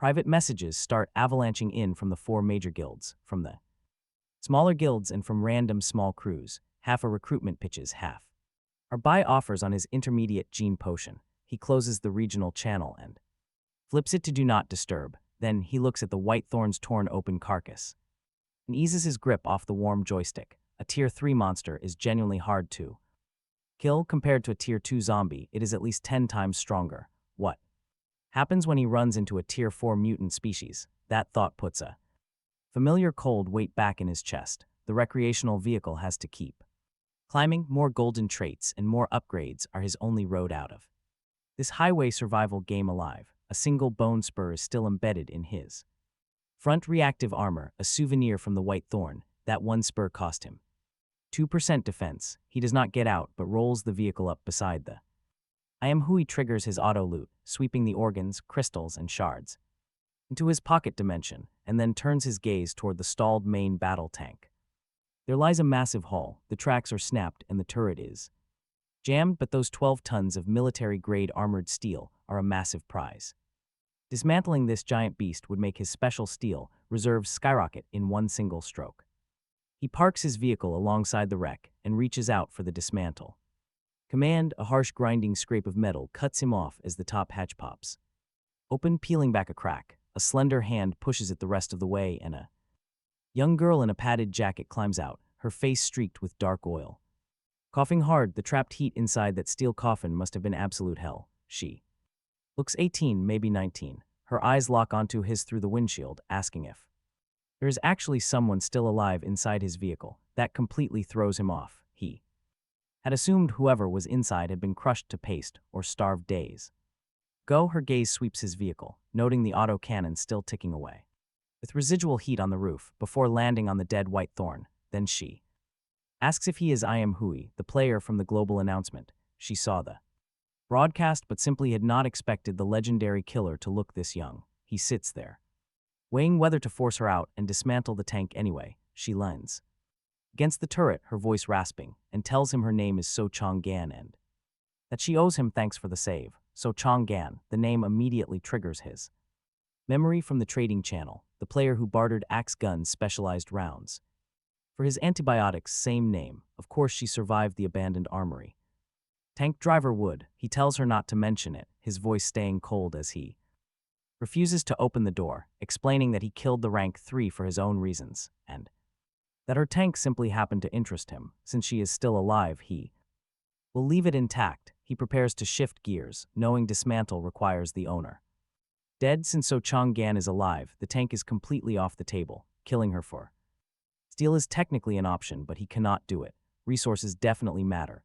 The apocalypse, but a conscience matters too. Lose that and he is just another walking corpse with a kill count. She panics when she sees him about to roll out, sliding off the tank to stumble right to his front bumper, throwing her arms wide to block him. Her tracks are snapped, her drive shaft is wrecked, the tank is not moving. She begs for a ride, insisting she can pay. He steps on the brake and looks down at her from the driver's seat, all smeared like a kitten.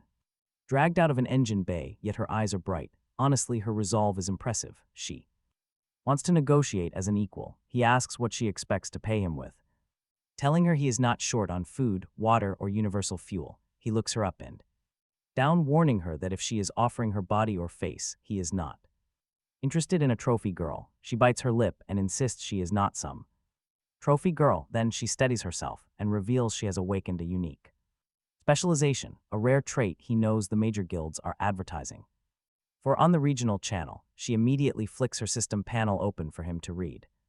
Name So Chang-gan, specialization machinery rank 1, born with an affinity for mechanical structures, vehicle repairs and modification and dismantling are all sped up. That is pretty interesting. She catches the flicker in his eyes and pushes immediately, pointing at the bone spur in his reactive armor, telling him she can fix it. She walks to the front of the recreational vehicle, tapping the pit the white thorn carved, and warns him the rank 3 toxin will seep into the alloy and ruin the plate.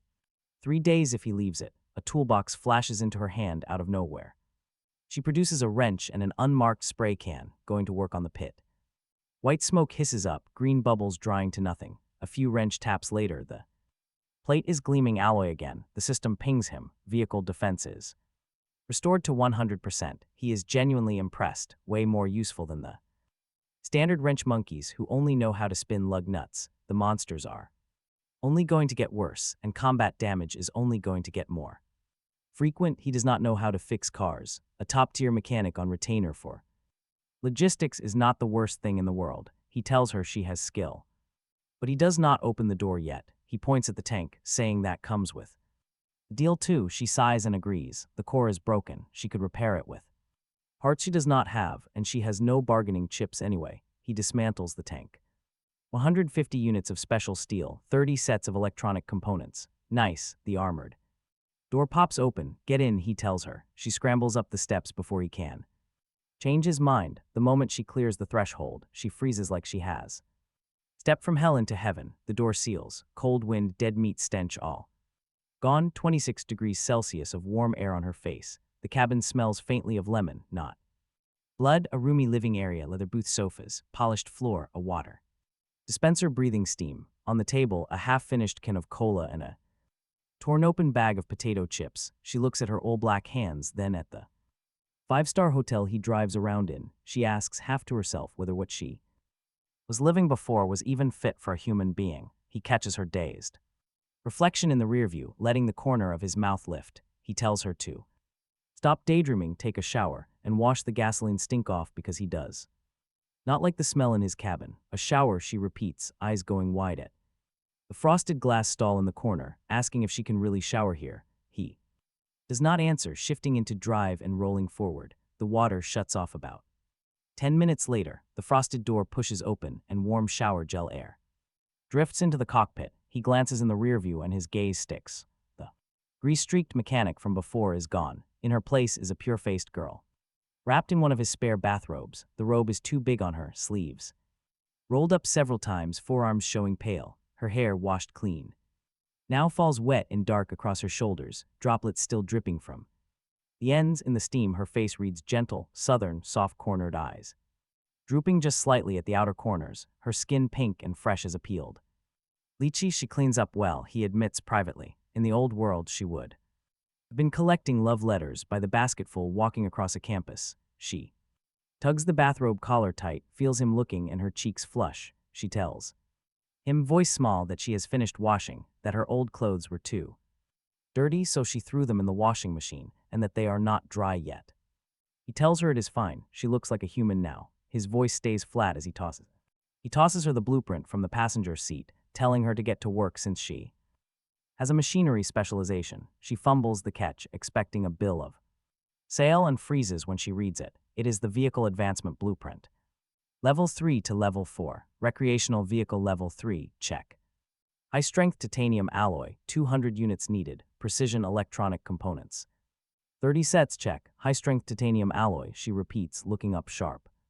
Level 4 already needs titanium alloy. She asks if this recreational vehicle is some kind of cheat. He shifts gears and asks if she happens to know where to find some. She breathes in, telling him titanium alloy is rare in scrap passenger cars, but this region was an industrial belt, and she knows an abandoned aviation parts factory nearby that should have plenty. She pauses and looks out the window with fear creeping into her eyes. The terrain there is bad.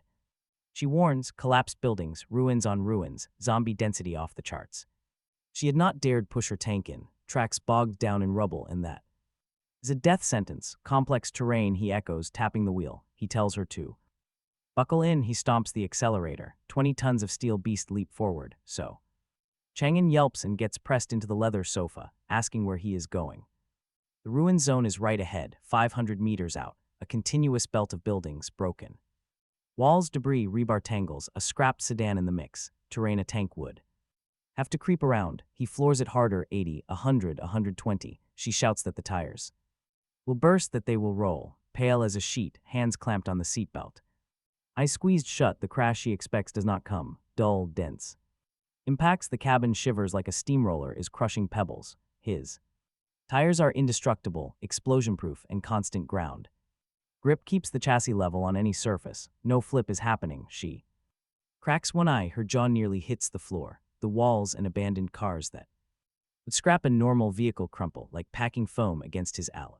Ramming horn, an SUV in the middle of the road, gets punted 10 meters and disintegrates midair. A half-fallen brick wall folds, bricks pinging off the bulletproof glass. He drives one-handed, calm as a Sunday cruise through his own yard. She mutters that the balance on this thing is absolutely broken.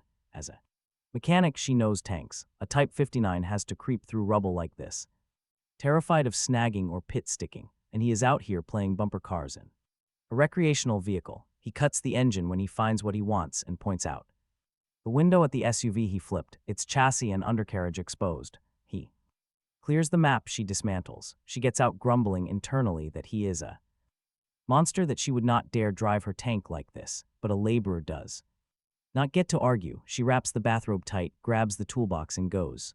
The next few hours are the most memorable work shift of her life. He plows ahead, smashing trails through the ruins. Every salvageable wreck he passes, he calls out, and she leaps out and strips the key parts with her specialization speed. That armored truck on the left, gut it. There is a machine tool in that half-fallen factory on the right. Check it for titanium alloy. Move, the zombies are closing. When blind zombie swarms close in, he does not waste a cannon round. He drifts, and the meat grinder spikes on his rear wheels turn the swarm into red.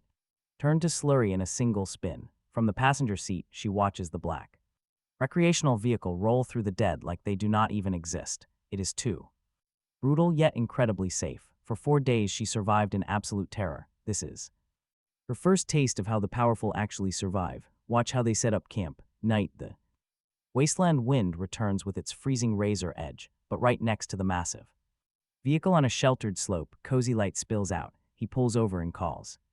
Today, that abandoned airplane parts factory is still over 200 kilometers away. Night. Travel is a risky gamble he does not need to take. Soon, Chen Gan trudges up the steps, carrying a heavy toolbox, wheezing and muttering that she is completely exhausted, complaining that he has absolutely zero gentleness when dealing with a lady. He simply ignores her glare and nods, with approval, praising her for working so fast. Then, he pulls a cold bottle of mineral water from the fridge, twists the cap open and holds it out. Her eyes light up. She has spent the entire afternoon burning with thirst. Muttering a quick thank you, she wonders if this greedy capitalist boss actually has a heart, and reaches out, but he suddenly pulls his hand back. He points toward the heavy alloy ramming horn visible through the windshield, which is caked in dark gore and stinking after a day of crushing zombies. He asks who told her she could drink it, instructing her to take the bottle and wash down the front of the vehicle. That awful stench is ruining his mood and driving him crazy. Instantly, her hand freezes midair. The brief warmth on her face cracks like dry plaster. She asks him, her voice trembling in total disbelief, if he honestly expects her to use clean drinking water to wash rotten zombie flesh. Clean water is worth more than gold out here. Even the most powerful warlords do not waste purified water on dirty bumpers. He simply asks, if not water, then what? Spit. He forces the plastic bottle into her hand, waves her away, and declares that she will not eat a single bite until that bumper is spotless. She steps out into the freezing wind, shivering and silently cursing him as a wicked, power-tripping capitalist who loves to torment people, before reluctantly opening the cap with tears swelling in her eyes. As she carefully pours tiny drops onto a dirty rag, each precious splash feels like bleeding her own soul. Pure drinking water, wasted on a car wash. Half an hour later, she climbs back inside, fingers freezing, cursing his name, but get ready because she is about to stop dead. A rich, spicy aroma hits her senses like an absolute truck. Her empty stomach growls so loudly she instantly blushes with embarrassment. Looking up, she notices the small folding table set up for hot pot. Bubbling red oil swirls with fiery peppercorns and dried chilies, flanked by platters of beautifully marbled mutton, thinly sliced beef rolls, fresh greens, mushrooms, savory meat, and a freshly cracked, sweating can of ice-cold beer. Condensation dripping down its side. He relaxes on the leather sofa, lightly swishing a tender slice of meat. 7 up and 8 down, he murmurs. Perfect. He dunks the meat in sesame sauce and eats. She stands in the doorway, completely stunned. Real hot pot and fresh mutton with freezing beer, right here in the wasteland where ordinary survivors are chewing on moldy crusts and drinking toxic swamp water. He looks up and points toward the empty seat opposite. Go wash up again, he tells her. Get clean and then eat. She needs a full belly to work hard tomorrow. Salivating heavily, she nods eagerly like a mindless puppet. After her second quick wash, she returns wearing fresh clothes. By the time the chopsticks are placed in her hand, her mind is still completely blank. He tells her to eat, asking if she needs him to feed her. He pours a beer. She snaps back to reality, grabs a thick slice of savory meat, and eagerly crams it into her mouth without checking the temperature. The rich spice and meat fat explode on her tongue like fireworks. A whole day of fear, fatigue, and heavy grievances hits her with that first hot bite. As she chews, tears patter onto the table, prompting Lin Hui to ask if it is too spicy. She shakes her head and shoves more mutton in, talking through a full mouth. She mumbles that it is just too good, feeling incredibly happy to eat hot pot right now. In that tank, she had only gnawed on rock-hard compressed biscuits and cold water, until her stomach almost gave out, so now she begs for even more extra spicy chili. She weeps like a pear blossom in the rain, while eating like a starving ghost. The wild contrast makes Lin Hui laugh as he pushes his own mutton plate forward. He tells her to slow down since nobody is racing her, and water is no issue. Food is no problem either. As long as she works, she can eat meat every day. Plus, he has all the chili she wants stored inside his massive dimensional space. It is packed with fresh food from resource boxes and zombie kills where nothing ever rots. She looks up with teary red eyes, seeing her cold, domineering boss as a small god. Every single day, meat, she asks, trying to process this unbelievable dream. Chili every day, he confirms. She sniffs, swallows her tears, and nods. She nods like taking a sacred oath, calling him boss from now on. She will dismantle anything he points at, even if it is a giant robot Gundam. For delicious hot pot, a little hard work is nothing. The tense mood thaws. 2 bowls in, she starts talking about her past. Before all this, she was just a freshman at an art academy. Luckily, her path crossed with a college classmate named Soha, who specialized in scouting. As she speaks, her eyes grow dim. They used to work incredibly well together. She played the tank while Soha did the scouting, until they met the evil Wolf Guild. The wolves pretended to be helpless survivors, and soft-hearted Soha fell for it. Armed with a rocket launcher, the wolves attacked, and Soha stayed behind to cover her. So Chung-un bites her lip, her white fingers gripping the beer can. The tank was her last line, and even that was wearing thin. Without meeting him, that white thorn monster, or starvation, would have killed her. Lin Hui listens quietly, offering no empty words of cheap sympathy. He slowly repeats the guild's name, noting that such tragedies happen every single day. He mentions he has already slaughtered some of them, calling it some early interest. A sudden wave of deep satisfaction flashes in her eyes as she looks up. She offers a heartfelt thank you, prompting him to wave off her gratitude. Since she is on his vehicle, she is officially his employee under his protection. If she ever spots the exact bastards who killed Soha, he will handle them. After a day together, he finds her highly competent, quite easy on the eyes, and efficient. She nods softly, admitting she originally only wanted a ride to another vehicle. But that plan has completely changed now, especially as she remembers a vital item.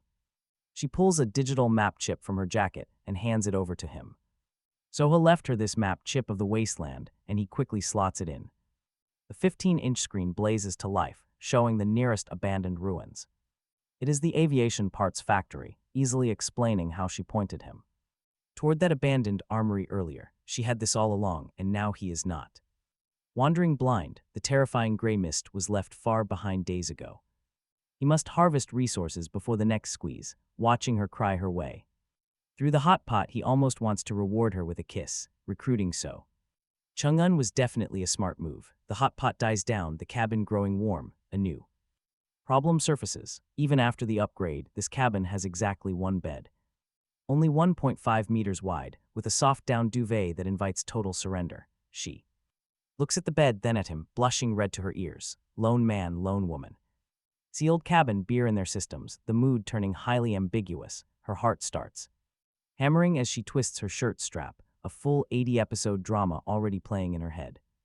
What if he tries something? Does she resist? Or maybe since he saved her life, fed her hot pot, and is both handsome and strong, does she just give in? Suddenly he stands up, pulls a blanket from the cabinet, and tosses onto the thick shag rug on the floor. What is she thinking about? He asks, pointing at the rug. Employee sleeps on the floor. Boss gets the bed. Her face goes completely blank. The romantic drama in her head instantly shatters. She looks at the bed, then the rug. Sure, the rug is thick, and the floor is heated so she won't be cold, but talk about a brutally dense move. She mumbles a wounded okay, curling up on the rug with her blanket. He switches off the main lights, leaving only the dim yellow night light. He lies back, hands behind his head, and tells her to get some sleep. Early start tomorrow, so she needs to monitor the regional channel for any upgrade materials or info on gene potions. She murmurs that she knows, and he closes his eyes. Listening to the wind outside and another person's quiet breathing inside is a real first time having someone else inside his vehicle. Not bad, actually. Down on the rug, So Chung-un peeks open one eye, watching the man's profile in the dim night light. Even on the floor, this is easily the most peaceful sleep she has had in days. In this dog-eat-dog world, serving under a strong man is probably the biggest stroke of luck she will ever get. Still, she thinks, this boss has absolutely no idea how to be gentle with a lady. She bites her lower lip in frustration, then catches her own lips curving into a soft smile before slipping into a deep sleep. Morning sunlight streams through the bulletproof glass, making the teak floor glow. No zombie roars, no howling wind outside. What wakes him up is the sweet aroma of warm milk and sizzling eggs. He sits up in the plush bed, feeling for a split second like he is back in civilization. 24 degrees, comfortable humidity, peace at last. He woke entirely on his own. A sweet voice calls out, asking if the boss is finally awake. He turns, his gaze frozen. So Chung-un is standing at the induction cooker, the cabin heating is generous, so she is dressed lightly in an oversized white shirt. The hem barely covers the top of her thighs, showing hints of denim shorts underneath. As she moves, a pair of long, pale legs catches the bright morning light. Her hair is tied in a messy ponytail with loose strands framing her temples, looking pure and quietly domestic all at once. He bids her a warm morning, pulls back the covers, and steps onto the rug. She tells him breakfast is ready, with hot milk, fried eggs, and fresh toast. She found some ham in the fridge and sliced 2 pieces. He nods, knowing he left the fridge fully stocked last night. 10 minutes later, they are sitting at the folding table, eating off real porcelain plates. Eggs featuring crispy brown edges and runny yolks, alongside golden toast, fresh lettuce, and cherry tomatoes on the side, with knives and forks placed correctly, making a small sense of ceremony in this harsh apocalypse. He cuts a piece of bacon, rich aroma blooming on his. The rich flavor hits his tongue. He compliments her cooking, and she thanks him with a small smile. She spreads chili oil on her ham, eating with obvious pleasure. Meanwhile, he opens the regional channel while chewing. The mood inside is completely crushed. The current area Survivors 989,450, 2 out of 10 million, red numbers. Out. Of 10 million, not even 1 million left. He exhales. Talk about bleak, she saw it too. Her smile dims, her eyes growing complicated as her hands wrap around the warm milk cup. She tells him another freezing wave hit last night. Many ran out of fuel, their heating died, and they never woke up. The channel scroll keeps going. Anyone with food, even expired bread, is fine. Desperate souls offer to be that person's dog, a flat tire 50 kilometers from the gray mist, desperately begging for backup. Just a single sip of water. Chung-ae glances at the man across from her eating an egg, and at the warm milk in her hands and her clean clothes. If she had not run into him by now, she would be another cold corpse, or curled in a corner of the wasteland, gnawing on rock-hard biscuits and shivering. Instead, she is on a vacation more luxurious than peacetime. Honestly, who wouldn't rely on him at this point? That single breath. Stop looking, he tells her, putting down his fork and dabbing his mouth. This is the screening. These are the rules of the game, he points at her milk, telling her to finish it before it goes cold and turns fishy. Serious business today. She perks up and gulps it down with both hands like a hamster, leaving a milk stain at the corner of her mouth. He is in no rush to set out. He rolls back to the driver's seat, reclines it, and lays out 3 small vials. 1 light blue primary gene potion, 1 deep blue intermediate gene potion, 1 potent antibiotic drops from the rank 3 white thorn. The primary gene potion boosted his constitution from 5 to 15 last time, stackable until his body builds resistance. Without hesitation, he pops the cap, finds a vein, and pushes the needle. In cold liquid floods his bloodstream. A familiar burn rolls through him, head to feet. This time his veins do not bulge in agony like the first time. The first dose primed him. The acceptance threshold is higher now. It still hurts. He groans low and leans back into the seat with his eyes shut. In the passenger seat, so Chung-ae looks up, startled from organizing supply lists. His muscles are vibrating at a frequency clearly visible to the naked eye. Each fiber is pulled tight as a steel cable, dense and streamlined. She blinks with open curiosity. Primary gene potions are rare. She has only heard about them on the regional channel. 5 minutes later, his eyes snap open. She asks if he is okay. He tells her he is fine, raises his right hand, closes the fist, and punches the air. Compressed air cracks back open with a clean little sonic boom. Strength and speed are both up. He opens his panel. Name: I am Hui. Race: human. Status: healthy. Sanity: 100 out of 100. Below 30, suicidal thoughts. Below 20, whispers. Below 10, madness. Spirit: 5. Average for an adult with higher spirit boosting. Sanity, resistance, and recovery. Constitution: 25, up from 15. Valuation: his fitness is now at the level of an elite special forces operator. Clenching his fist, he feels the corner of his mouth tug up. He picks up the intermediate gene potion. Name: intermediate gene potion. Type: extraordinary item. Quality: rare. Item grades: run common, rare, perfect, epic, legendary, mythic. Effect: comprehensive physical strengthening. Constitution: it grants plus 100, but the injection hurts like absolute hell. 50 constitution is required. That is the absolute human limit. DNA damage, gene collapse. Doing this early means instant death. He sighs, slotting the intermediate potion away for another day. To break his limits, he must keep stacking primary potions. Calling out to Chang'an, his voice sounds deeper and heavier. She snaps back to attention, blushing from staring at his arms. Post a buy order on the public channel for primary potions. Price is absolutely not an issue. Just secure that trade immediately. And just like that, a cold system announcement suddenly explodes inside every survivor's head. Attention, Area C996 players. Congratulations on surviving the first 5 days. Phase 1 begins now. Mission released, Boo City Expedition. Everyone must reach the coordinates. Arrive at coordinates 324.5.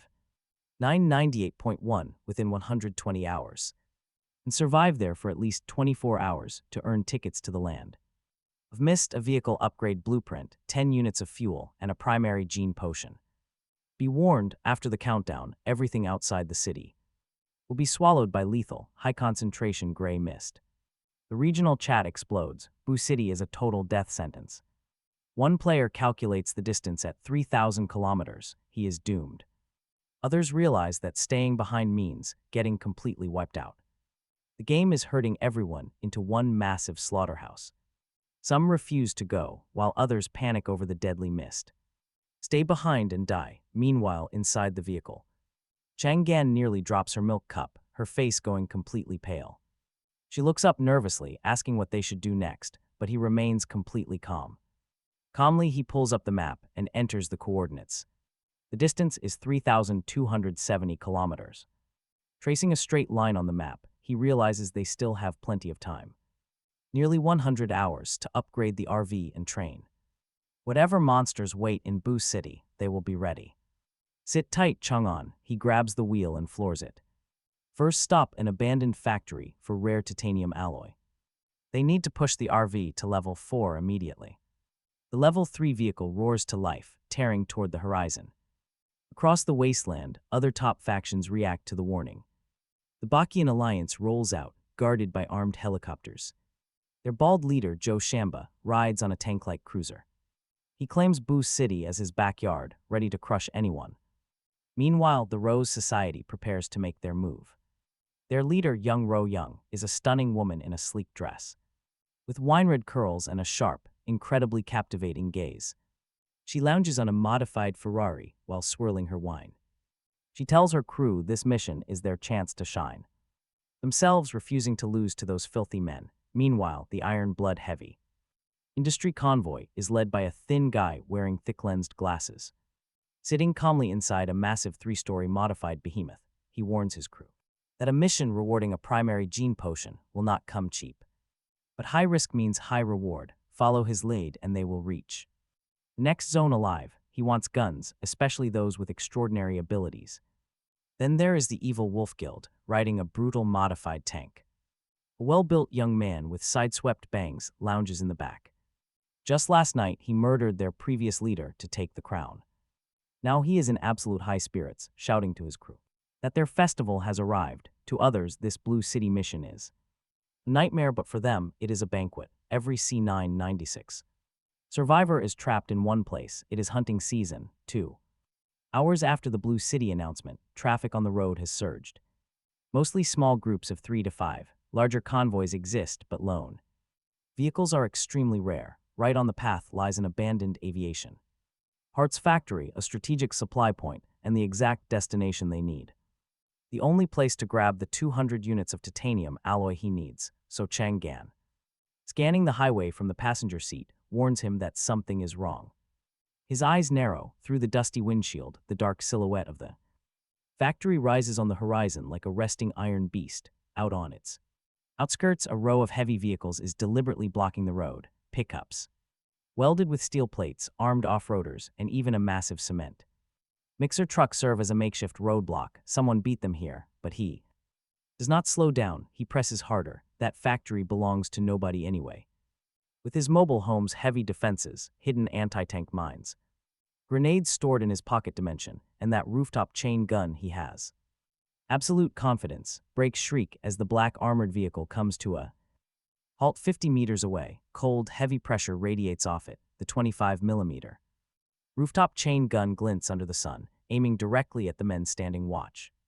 Stop, one of the guards at the roadblock shouts, warning him that this place belongs to the New Light Mutual Aid Society, and if he doesn't want to die, he should back off. He remains silent inside his cabin, calmly studying the crowd. His gaze drifts past them to a modified Humvee parked behind their defensive line. 3 figures stand near it. The leader looks to be in his late 20s, wearing a sharp gray trench coat and elegant gold-rimmed glasses. The man pushes his glasses up with 2 fingers, his eyes behind the lenses, studying the massive vehicle with intense curiosity. Stand beside him are a lean, muscular, dark-skinned man and a highly striking woman. She wears tight black combat gear that frames her long legs, her eyes sharp as blades. Her quiet presence is incredibly commanding, and a heavy sniper rifle rests on her back. Her face remains cold, noble, and untouched by the apocalypse. If so, Chang'an is a delicate flower to protect, then this new girl is a deadly black rose, danger dripping from her. Suddenly, the spectacled man smiles, claps once, and tells his men to lower their guns. He looks up at the vehicle and he politely introduces himself as President Dang, the head of their group. He runs the New Light group. Suddenly, a massive zone announcement drops. The The chat explodes. Bu City, 3,000 kilometers away, is a death trap. He quickly checks the panic, then closes it. Beside him, So Chung-gan freezes. The blood-red countdown has her terrified. The metal cup in her hand shakes.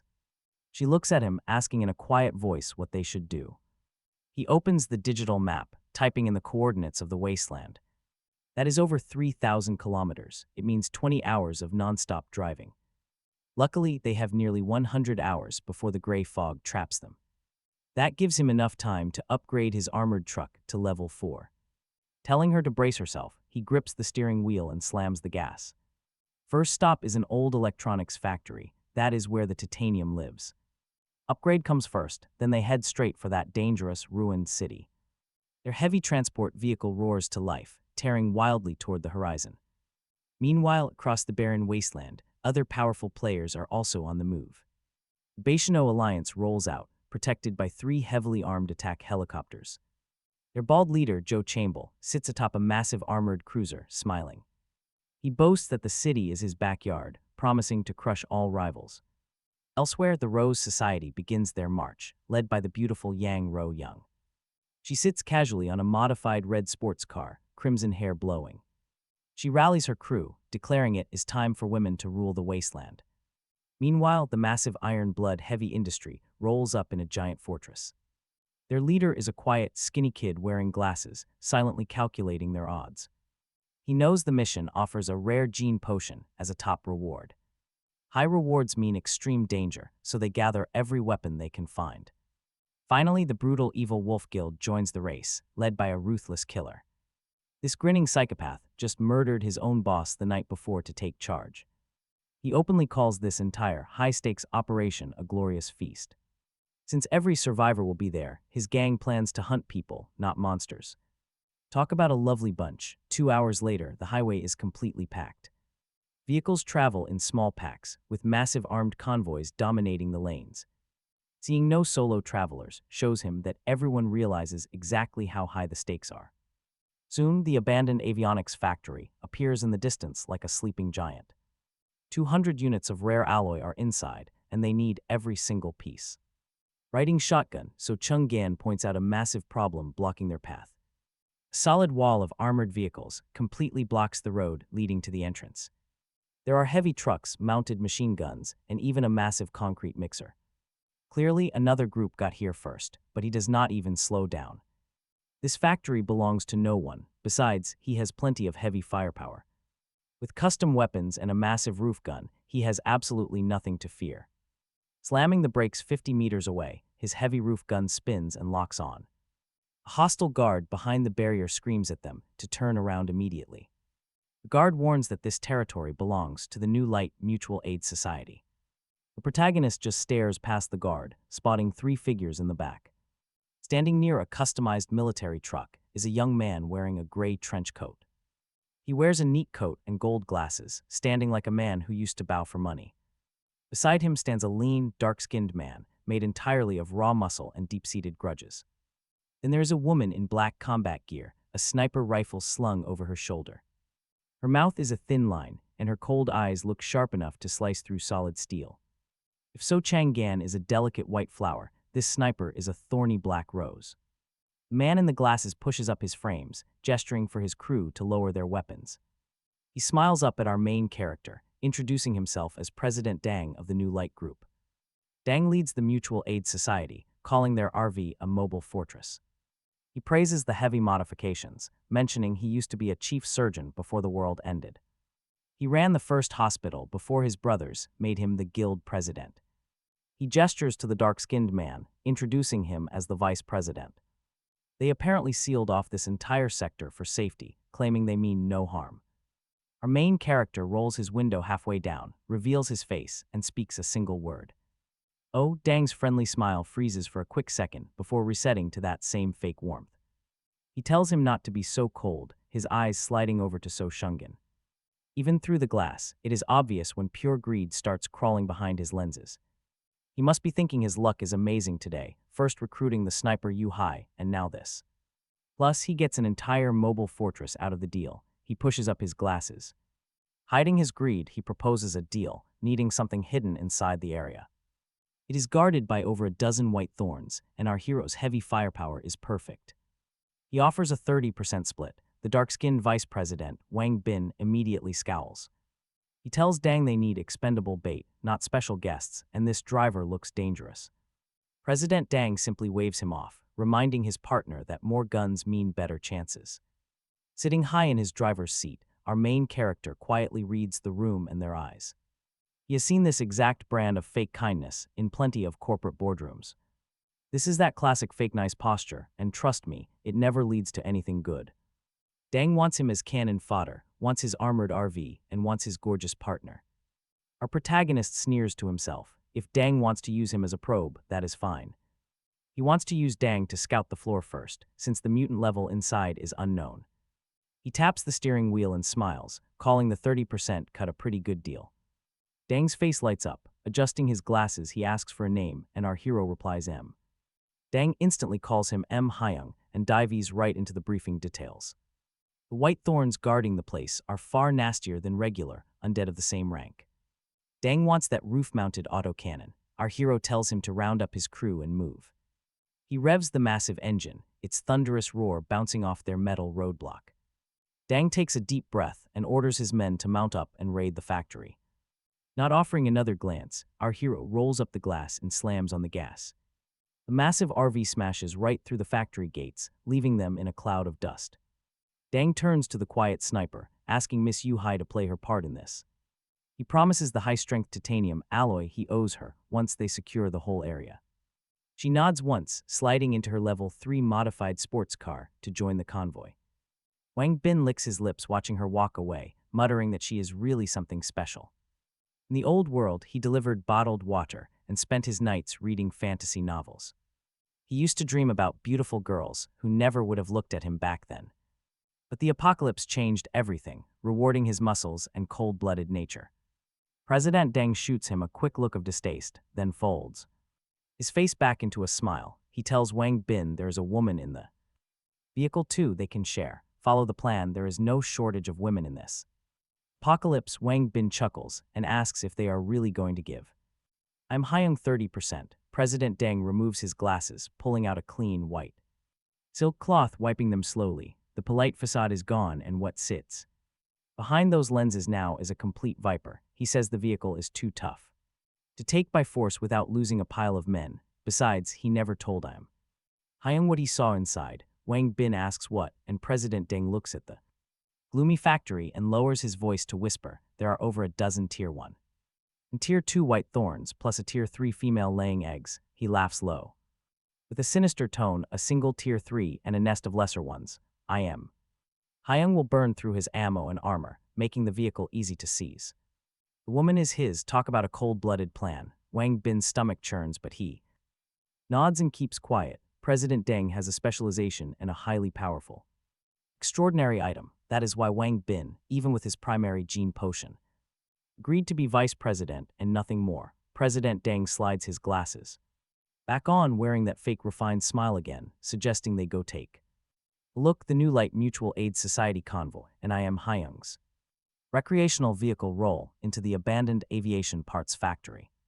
The interior is massive, and sunlight pours through the broken dome glass, creating beautiful beams in the dusty air. A graveyard of cold steel, stamping machines stand in the shadows like dead giants, with rusted gears and pipes carpeting the floor. Hyung frowns. After 5 days in this world, the pattern keeps repeating. Wilderness, highways, ruined buildings, no humans, only zombies and mutant species. The writing on the ruins is nothing he has ever seen on Earth. He wonders, not for the first time, if this was once a civilized planet like their own, and whether its intelligent beings turned into the zombies they now drive past. Perhaps they were summoned into this survival game from some other planet and never returned, or if the entire native population got wiped. He files the thought away and keeps driving as President Deng's car pulls alongside a Level 3 ambulance modified for war. The roof carries a heavy machine gun. Manned by a young kid, the driver rolls down the window and hands him a walkie-talkie, saying coordination will be easier. He takes it and passes it straight to So Chungan without looking, telling her to check it for anything that should not be there. She takes it and turns it over, using her machinery specialization to analyze the entire internal structure with her eyes. She says a tracking device is inside, but it is otherwise clean. He rubs his chin. A tracking device is nothing to worry about. The convoy crawls deeper, led by the Mutual Aid Society, followed by his level 3 black heavy-duty recreational vehicle. Engine noise echoes off the factory walls, grating on their nerves. So Chang'an scans the dark corners, noting that the atmosphere is completely wrong and far too quiet. There should be over a dozen white thorns. He tells her white thorns have real intelligence. Unlike normal zombies, they are predators. They strike only when they have a guaranteed kill. He keeps one hand on the wheel. He uses his free hand to pull a cold cola from the car fridge, popping the tab and taking a sip, telling her it is perfect. With 3 Pathfinders up front, their only job is to clap politely, but then a terrible grinding noise suddenly starts. A harsh scraping sound echoes from deep inside the factory, like 100 fingernails dragging across a chalkboard. President Dang's voice roars over the public radio. Watch out on the left. Shadows move, over a dozen white after images launch from behind stamping machines and off the overhead beams, even pouring out of dead ventilation ducts. White thorns, Tier 1 and Tier 2, 15 or 16 of them altogether. They swarm the leading pickups of the convoy. Like wolves smelling blood, gunfire immediately erupts, muzzle flashes dancing. The white thorns are too fast. A Tier 1 monster eats the hits, while Tier 2 monsters spin off. Heavy bursts and land on the roof of a Level 3 modified SUV. Those vehicle upgrades used ordinary steel, making their armor thin as paper next to his. The roof metal rips open like tofu under a Tier 2 claw, and screams paint the windows bloody red. A panicked voice on the radio wails that they are too fast and highly coordinated. The crowded obstacles are destroying their line of sight. President Dang grabs his radio and roars at I Am Hyung, demanding that he use his auto cannon to suppress. His vehicle sits in a perfect firing line. If the 25mm chain gun fired, those roof riders would be paced, but it stays silent. The muzzle rotates lazily a couple of times like an old man on a stroll, then jams. He picks up the radio, letting a loud chip crunch land first. Sorry, President Dang. Crunch. The fire control system took a bad knock on that speed bump. Crunch. It is rebooting, so hold the line. Rebooting his ass, he thinks. He hears the radio creaking in his tight grip. No choice if this drags. His people are finished. He yells Wang Bin forward with the secret intel he bought at a high price from a top guild. The mutant's weakness is its waist. Right side. Wang Bin grits his teeth and grinds the Humvee forward. The vehicle gun fires wildly. Suddenly, a blue Level 3 modified sports car slides to a stop. Yu Hai rises from the roof in black combat gear. A heavy sniper rifle is braced. Her muzzle tracks a Tier 2 white thorn. 3 shots fly in 2 seconds. Each round hits the right side of the carapace at the waist. The Tier 2 white thorn slams down, twitches once, then dies. President Dang shouts she is incredible, while I Am Hyung straightens up behind his wheel. 3 hits on a high-speed mutant species with almost no aim time. He had elite snipers in his past life. None could match that skill. She has a specialization. Of course she does, a larger Tier 2. White Thorn realizes the recreational vehicle is not firing. It curves off. The main fight bounces off a pillar and turns into a white streak, aimed straight at their windshield. Beside him, So Chang'an flinches, warning him. He shifts into reverse without even looking up. The massive vehicle jerks back. Not a panic flight, but a measured tactical withdrawal. The monster pounces onto empty air where he was supposed to be. Its tail flicks. Bone Spike whistles through the gap and stabs his windshield head-on. The glass rings. That spike has the rating to easily skewer a Level 3 vehicle. But it bounces. Wang Bin watches it bounce, his own pickup looking like a hedgehog from the inside. Deng swallows hard, his greed deepening. Meanwhile, our protagonist looks at the spot the spike hit. A long white scratch sits on the bulletproof glass, like a key mark on a brand new car. He frowns like a man staring at a footprint on fresh sneakers. He tells So Chang'an to fix it immediately. It is a total eyesore. She freezes and points at the monster still crouched outside, baring its teeth. It is still there. He tells her it cannot get in, then slams the horn. The white thorn jolts at the noise, before it can go from startled to furious. An armor-piercing round from somewhere downrange punches right through the side of its waist carapace, throwing its huge body across the floor. It slams into an iron pillar, painting the concrete with green blood. One shot, one kill. 2 white thorns down. The other beasts hesitate. with teeth bared they break.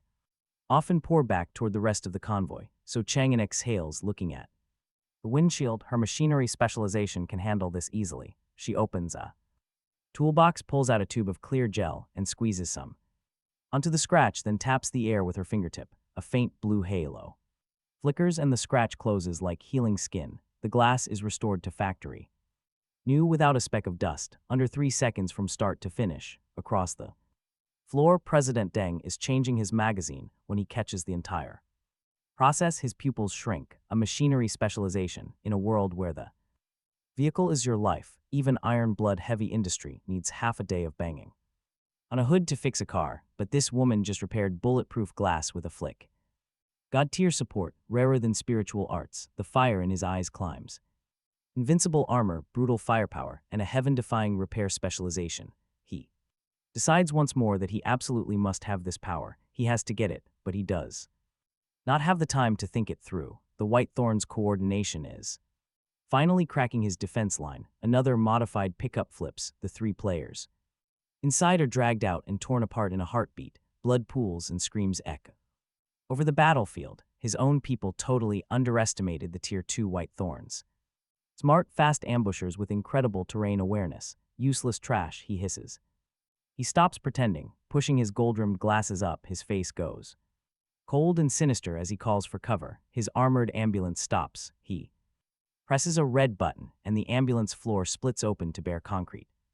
Underneath, he drops into the opening, crouches, and slams his palm into the ground. Spiritual arts quagmire, in a 50-meter circle centered on him. The concrete softens like batter, a dark brown sludge, foul and sticky.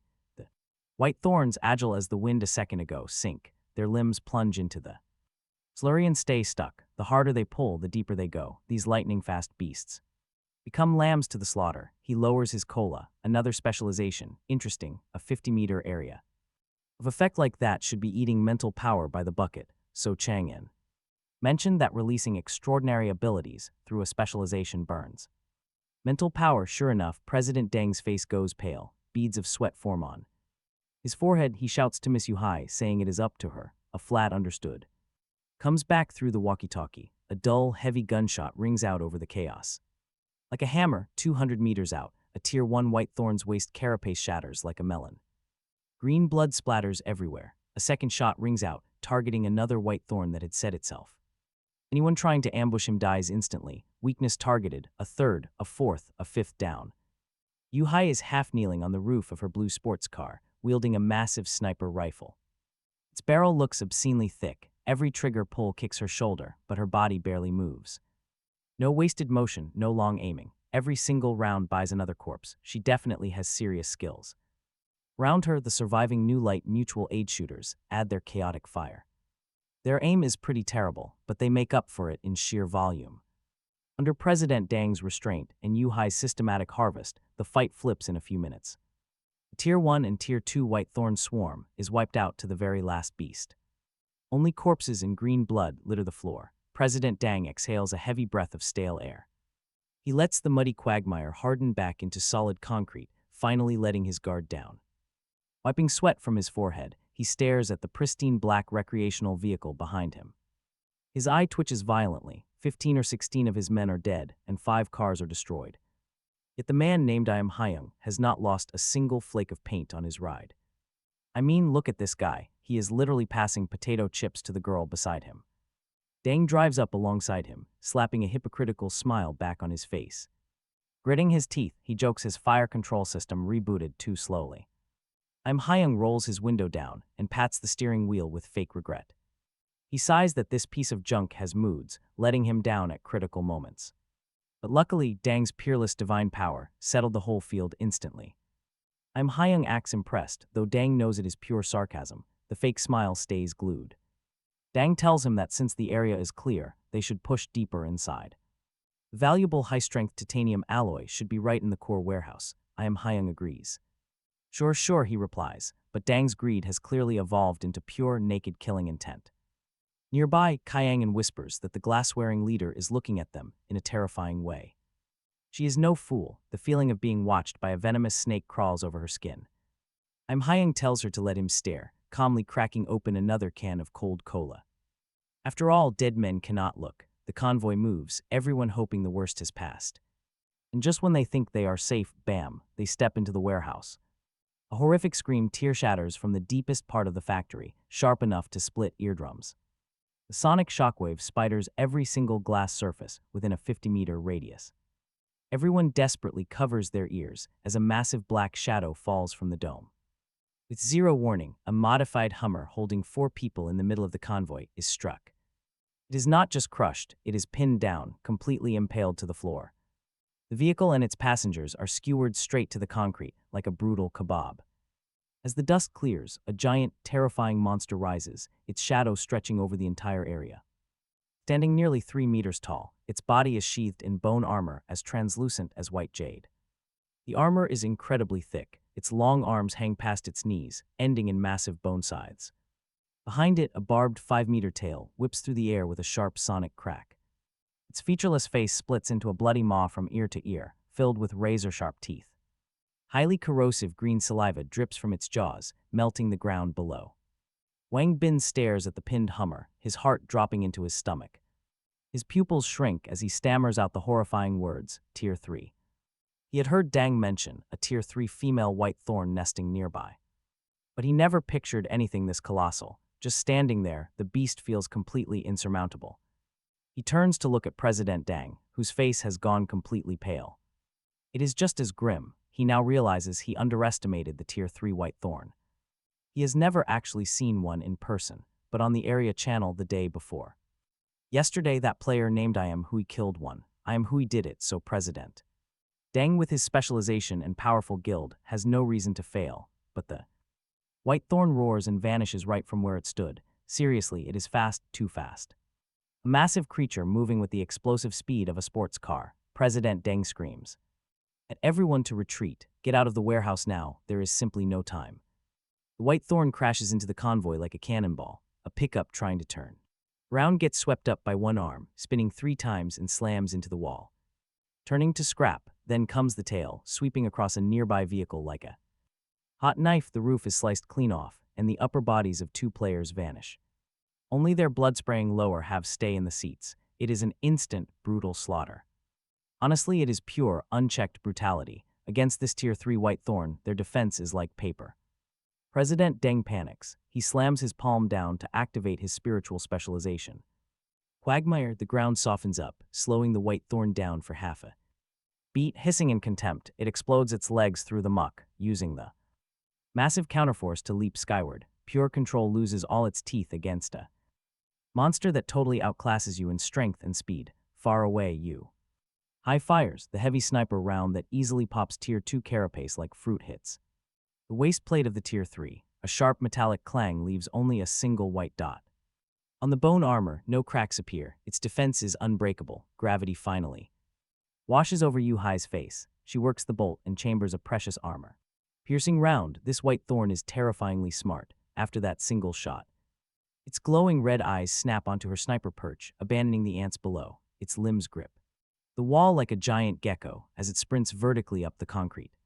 Straight toward her, she lets out a slow breath and abandons the shot. She is confident she can land the hit, but not that this Tier 3 beast will die, and if it survives, she is dead. She dives back into her sports car, flooring it for the warehouse gate. Her sports car-based recreational vehicle wins the 0-100 race. Her blue sports car reaches the entrance first. Suddenly, a massive bone spike whistles in from behind, punching the steel shell with a sickening thud, leaving 2 meters of bone embedded deep inside her cabin. She saw it coming in the rearview mirror and ducked low so the spike only grazes her skin instead of impaling her chest. She glances at the shallow wound with a frown, then speeds out of the warehouse. President Deng witnesses this. Her sports car is the same tier as his armored ambulance. If a spike can pierce hers, it can easily rip through his. He screams into his radio. Even as he frantically backs his vehicle out, the battle is already over. This 3 white thorn is just harvesting. In under 30 seconds, the new light mutual aid society is completely wiped out, save for Yu Hai, who already escaped, and President Deng and Wang Bin still trapped in their seats. President Deng slams into reverse, flooring the ambulance backward. He needs to move fast. If he does not escape right now, he's going to die here today. The gunner on his roof Just a kid warns him with a trembling voice that the monster has targeted them. President. Deng's head whips around. He stares at the black recreational vehicle still. Sitting silently in the middle of the warehouse, it has not moved, it is not attacking. Deng is not running, a silent reef. Madness flashes in his eyes. He mutters that they forced him, pulling a velvet object from his coat. It is a crystal sphere. Inside, 3 twitching worms are sealed. Brother M cannot read the status panel, but he knows this rare item. It is a spiritual arts object transferring biological hatred. The curse targets anyone within a 500-meter radius. 3 charges remain. There is a cost. The user loses speech for 24 hours afterwards. This is his trump card. Deng smiles, confident in his dirty trap. He tells Brother M to die for everyone since his defense is high. Deng squeezes the crystal. Instantly, a worm wrapped in crimson light bursts out. It streaks forward, flying straight toward the front of the massive armored vehicle. The bug impacts and pops in a spray of red sparks. Inside, Brother M stares. What was that? Outside, the Tier 3 white thorn sprints along the wall. Right before pouncing on President Deng, the giant monster suddenly jerks to a halt. Its head snaps around, crimson eyes lock onto the armored vehicle. It's roaring. Shakes the floor, the beast abandons President Deng completely, kicking off the wall. It dives downward, turning into a blazing white meteor, cutting through the factory. A sonic boom echoes as it targets the vehicle. President Deng laughs hysterically. Waving his remaining men back, he screams at the armored vehicle. He shouts that it is Brother M's honor to die for him now. Only survivors win in this wasteland. Inside, Chang'an watches the white giant. The beast fills the windshield. She freezes, screaming that it is targeting them. She panics that they were set up. The white thorn is simply too fast. Plummeting from above with massive bone blades extended, this strike will be devastating. Their level 3 vehicle is going to take a massive hit. He calmly sits. Still holding his strange weapon, Brother M does not flinch at all. Deng expects absolute terror, but watch how steady his hand is, finger ready. He touches the console. His 25 points in Constitution grant godlike reaction speed. Receiving everything a half beat faster, he counts down off the target.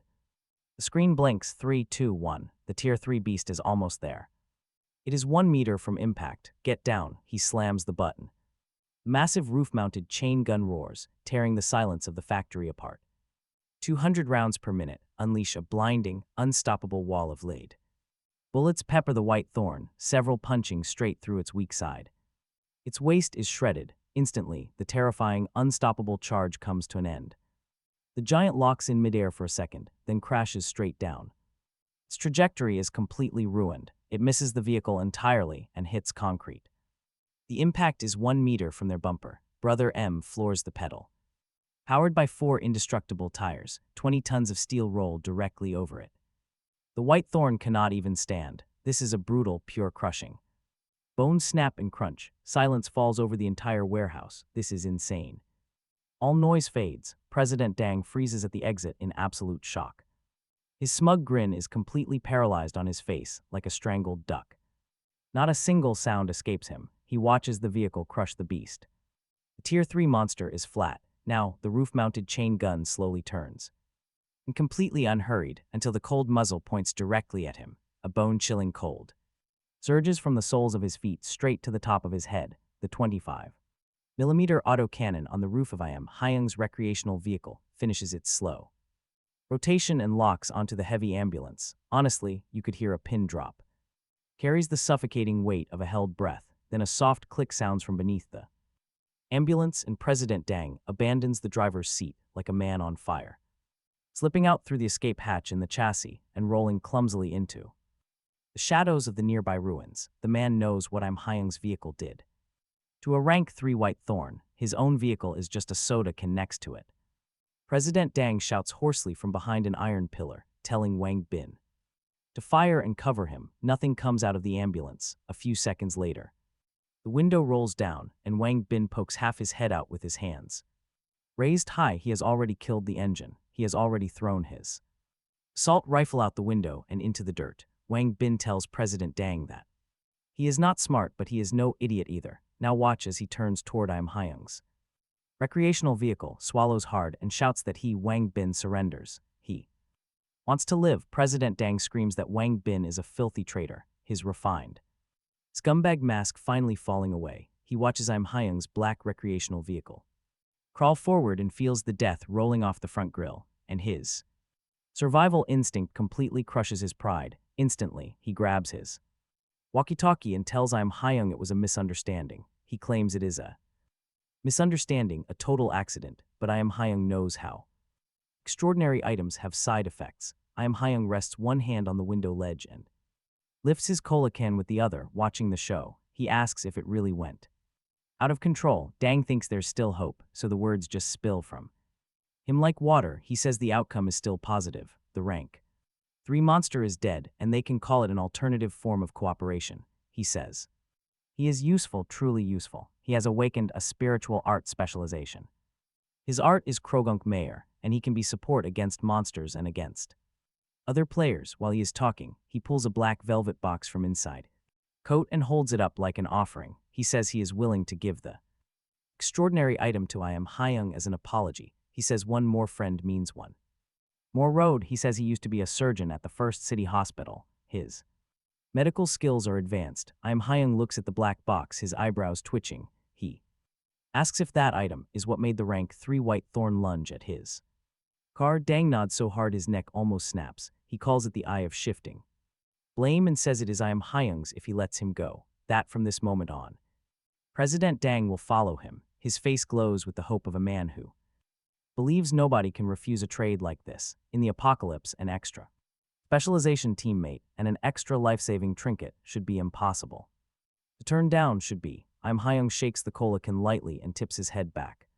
For the last sip, he tells Dang that he simply does not like him. Dang's smile freezes mid-stretch. Dang Chin asks what he means, stammering that he has already handed over the item and that Im Hyung should let him go like nothing happened. Im Hyung tells him he misunderstood. His hand goes right back to the autocannon firing button. A small smirk pulls at his mouth. What he means, he explains, is that if he kills him, the items are still his. He says he has a bit of a germaphobe streak. He does not keep trash around that might stab him in the back when he blinks. His words end, and his fingertip presses. President Dang's eyes blow wide with spite-fueled madness. Under the threat of death, he scrapes up every drop of mental energy he has, slams his hand into the ground, and screams the name of his speciality, spiritual arts, quagmire. A 50-meter circle around him collapses and liquefies, the hard concrete dropping into a stinking black abyss that bubbles thick and slow. This mud is deeper than before, viscous as tar. He laughs like a cracked instrument. He tells him to sink into it. The heavier his recreational vehicle is, the faster he will go down, he says. He just needs to trap him long enough to run, and that he will drown under the mud before he can blink. Then his laugh freezes. The black recreational vehicle does not sink. The 4 wide tires bite into the surface of the swamp, as if they are biting smooth highway. The vehicle accelerates. A panel scrolls past his eye. Affix active, indestructible, trait 2 triggered. Constant grip. The recreational vehicle maintains 100% grip on any terrain.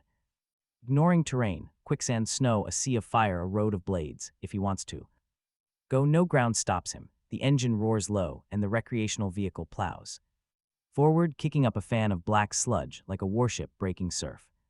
Charging straight at the man who built the swamp. His legs fold. He drops into his own mud on his knees. He whispers that it is impossible. He tells him over the loudspeaker that nothing is impossible. He tells him to keep his eyes peeled in his next life. He pokes the axe gun out of the window and does not bother aiming. One shot. A red hole opens at the center of President Dang's forehead, and the shock on his face slides backward as he tips into the quagmire he made, sinking slow. Beside him, Changyan widens her eyes in the passenger seat. She had braced for their recreational vehicle to drop into the mud, not to walk on top of. Like a god, she glances at him with open curiosity, but she does not ask. She is just an employee, and her boss has not volunteered the answer. A guild should leave together, he murmurs, nice and tidy. He swings the autocannon onto Wang Ben's vehicle. Wang Ben sees the muzzle move and starts begging in. He swears he is a useful person. He has strength. He could be his dog. He would ignore him. Wang Gu taught him the lesson already. For people he has a grudge against, killing is the cheap option. His finger is almost on the button when a roar comes from the wilderness, deeper than the female white thorns by an octave, the kind of sound that vibrates in your teeth. A massive white After Image streaks across the lot, a blade thick as a spear punches through. The door of Wang bends vehicle and through his chest, lifting his whole body into the air. Blood runs down the bone spur, the dust settles, and a male Whitethorn nearly 4 meters tall steps into the light, every plate of bone armor on him polished to a metallic sheen. His crimson eyes do not bother glancing at the corpse hanging off his tail. They are fixed on the black recreational vehicle and on the meat pile of the female still cooling in the warehouse. Male Whitethorn, a rank 3 that has evolved cleaner than the last one. Its weak point is closed, with an aura hovering near rank 4. His hand tightens on the steering wheel as Su Changdan's voice trembles beside him. She warns him this monster is far fiercer than the last, doubt creeping in about their autocannon breaking that carapace. He tells her they have no choice but to try. The beast came for revenge. He shifts gears, but the dashboard walkie-talkie crackles before he can hit the pedal. A cold female voice rings out, warning him the beast's weakness is not its waist. That old gap has already evolved shut. The real opening is a tiny seam between the third bone plate on his neck, no bigger than a coin. He raises an eyebrow and glances in the side mirror. There Yu-Hai sits on a blue sports car behind a pile of junk steel, her sniper rifle braced on a bipod. Her scope tracks the male Whitethorn. Honestly, who saw her coming back? He lifts the walkie-talkie and asks why she is helping him. Her voice keeps its cold, aloof edge. She explains she never went far, having watched him take down the rank 3 female. Now she is back, openly admitting she wants a piece of the valuable spoils. This male beast is at the rank 3 peak, lacking only precision to hit that tiny gap. His heavy autocannon has raw power, but cannot thread a coin-sized opening. If the beast closes the gap, his armored vehicle goes over regardless of its plating. She proposes a deal. He must draw its fire and hold the front lines. She has one depleted uranium armor-piercing round, just one shot to hit that seam. Once it drops, she demands 200 units of high-strength titanium alloy as payment. The rest is his, pointing out this massive aviation factory holds well over 1,000. He takes another look at her through the mirror, calculating the risk. She has guts, brains, and serious skill. Still, he says he can manage alone. It will just cost him a few extra shells, and his ammo racks are full. With over 300 armor-piercing rounds left, that rank 3 beast will not outlast him. His level 3 armored vehicle has a special affix backing it up, guaranteeing absolute grip. It will not flip, and at worst, he comes home with minor dents. Besides, Su Changdan's machinery specialization can easily buff those out with cheap scrap metal. The radio goes quiet for a second before Yu-Hai plays another card. She claims to hold vital intel on extraordinary items and deep system knowledge. She even has a full breakdown of the specialization tiers, betting he wants it. That word specialization catches his attention. This might be the exact secret he needs. The mystery surrounding President Deng and that shifting blame system still troubles him deeply. Until he understands the rules of this world, he is basically playing blind. He accepts the deal, ordering Su Changdan to man the autocannon. She nods fiercely. The male Whitethorn lets out a deafening roar, stomping his massive hind legs. He shatters the asphalt and charges like an unstoppable freight train, shockwaves rippling forward. The beast barrels straight toward them. He throws the heavy vehicle into reverse. He guns the engine, while Su Changdan pushes the weapon system to its limit. The autocannon unleashes a lethal stream of fire. 25mm rounds tear forward. They hammer the beast's chest, and though they fail to penetrate, the impact stalls him. His head jerks back as his roar turns ragged. He bellows for her to fire. Behind the wreckage, Yu-Hai holds her breath, the entire world freezing around them. A single shot rings out. The armor-piercing round pierces the tiny gap and detonates. Treading the spine, the 4-meter beast freezes up, sways, and violently collapses. The wreck crashes, kicking dust into the air. 4 or 5 items drop, hovering in green light at the impact point. Battle over. He drives straight to the edge of the muddy swamp instead of getting out. President Deng has gone under, but the velvet box still bobs on the surface of the mud the moment his front wheel crosses.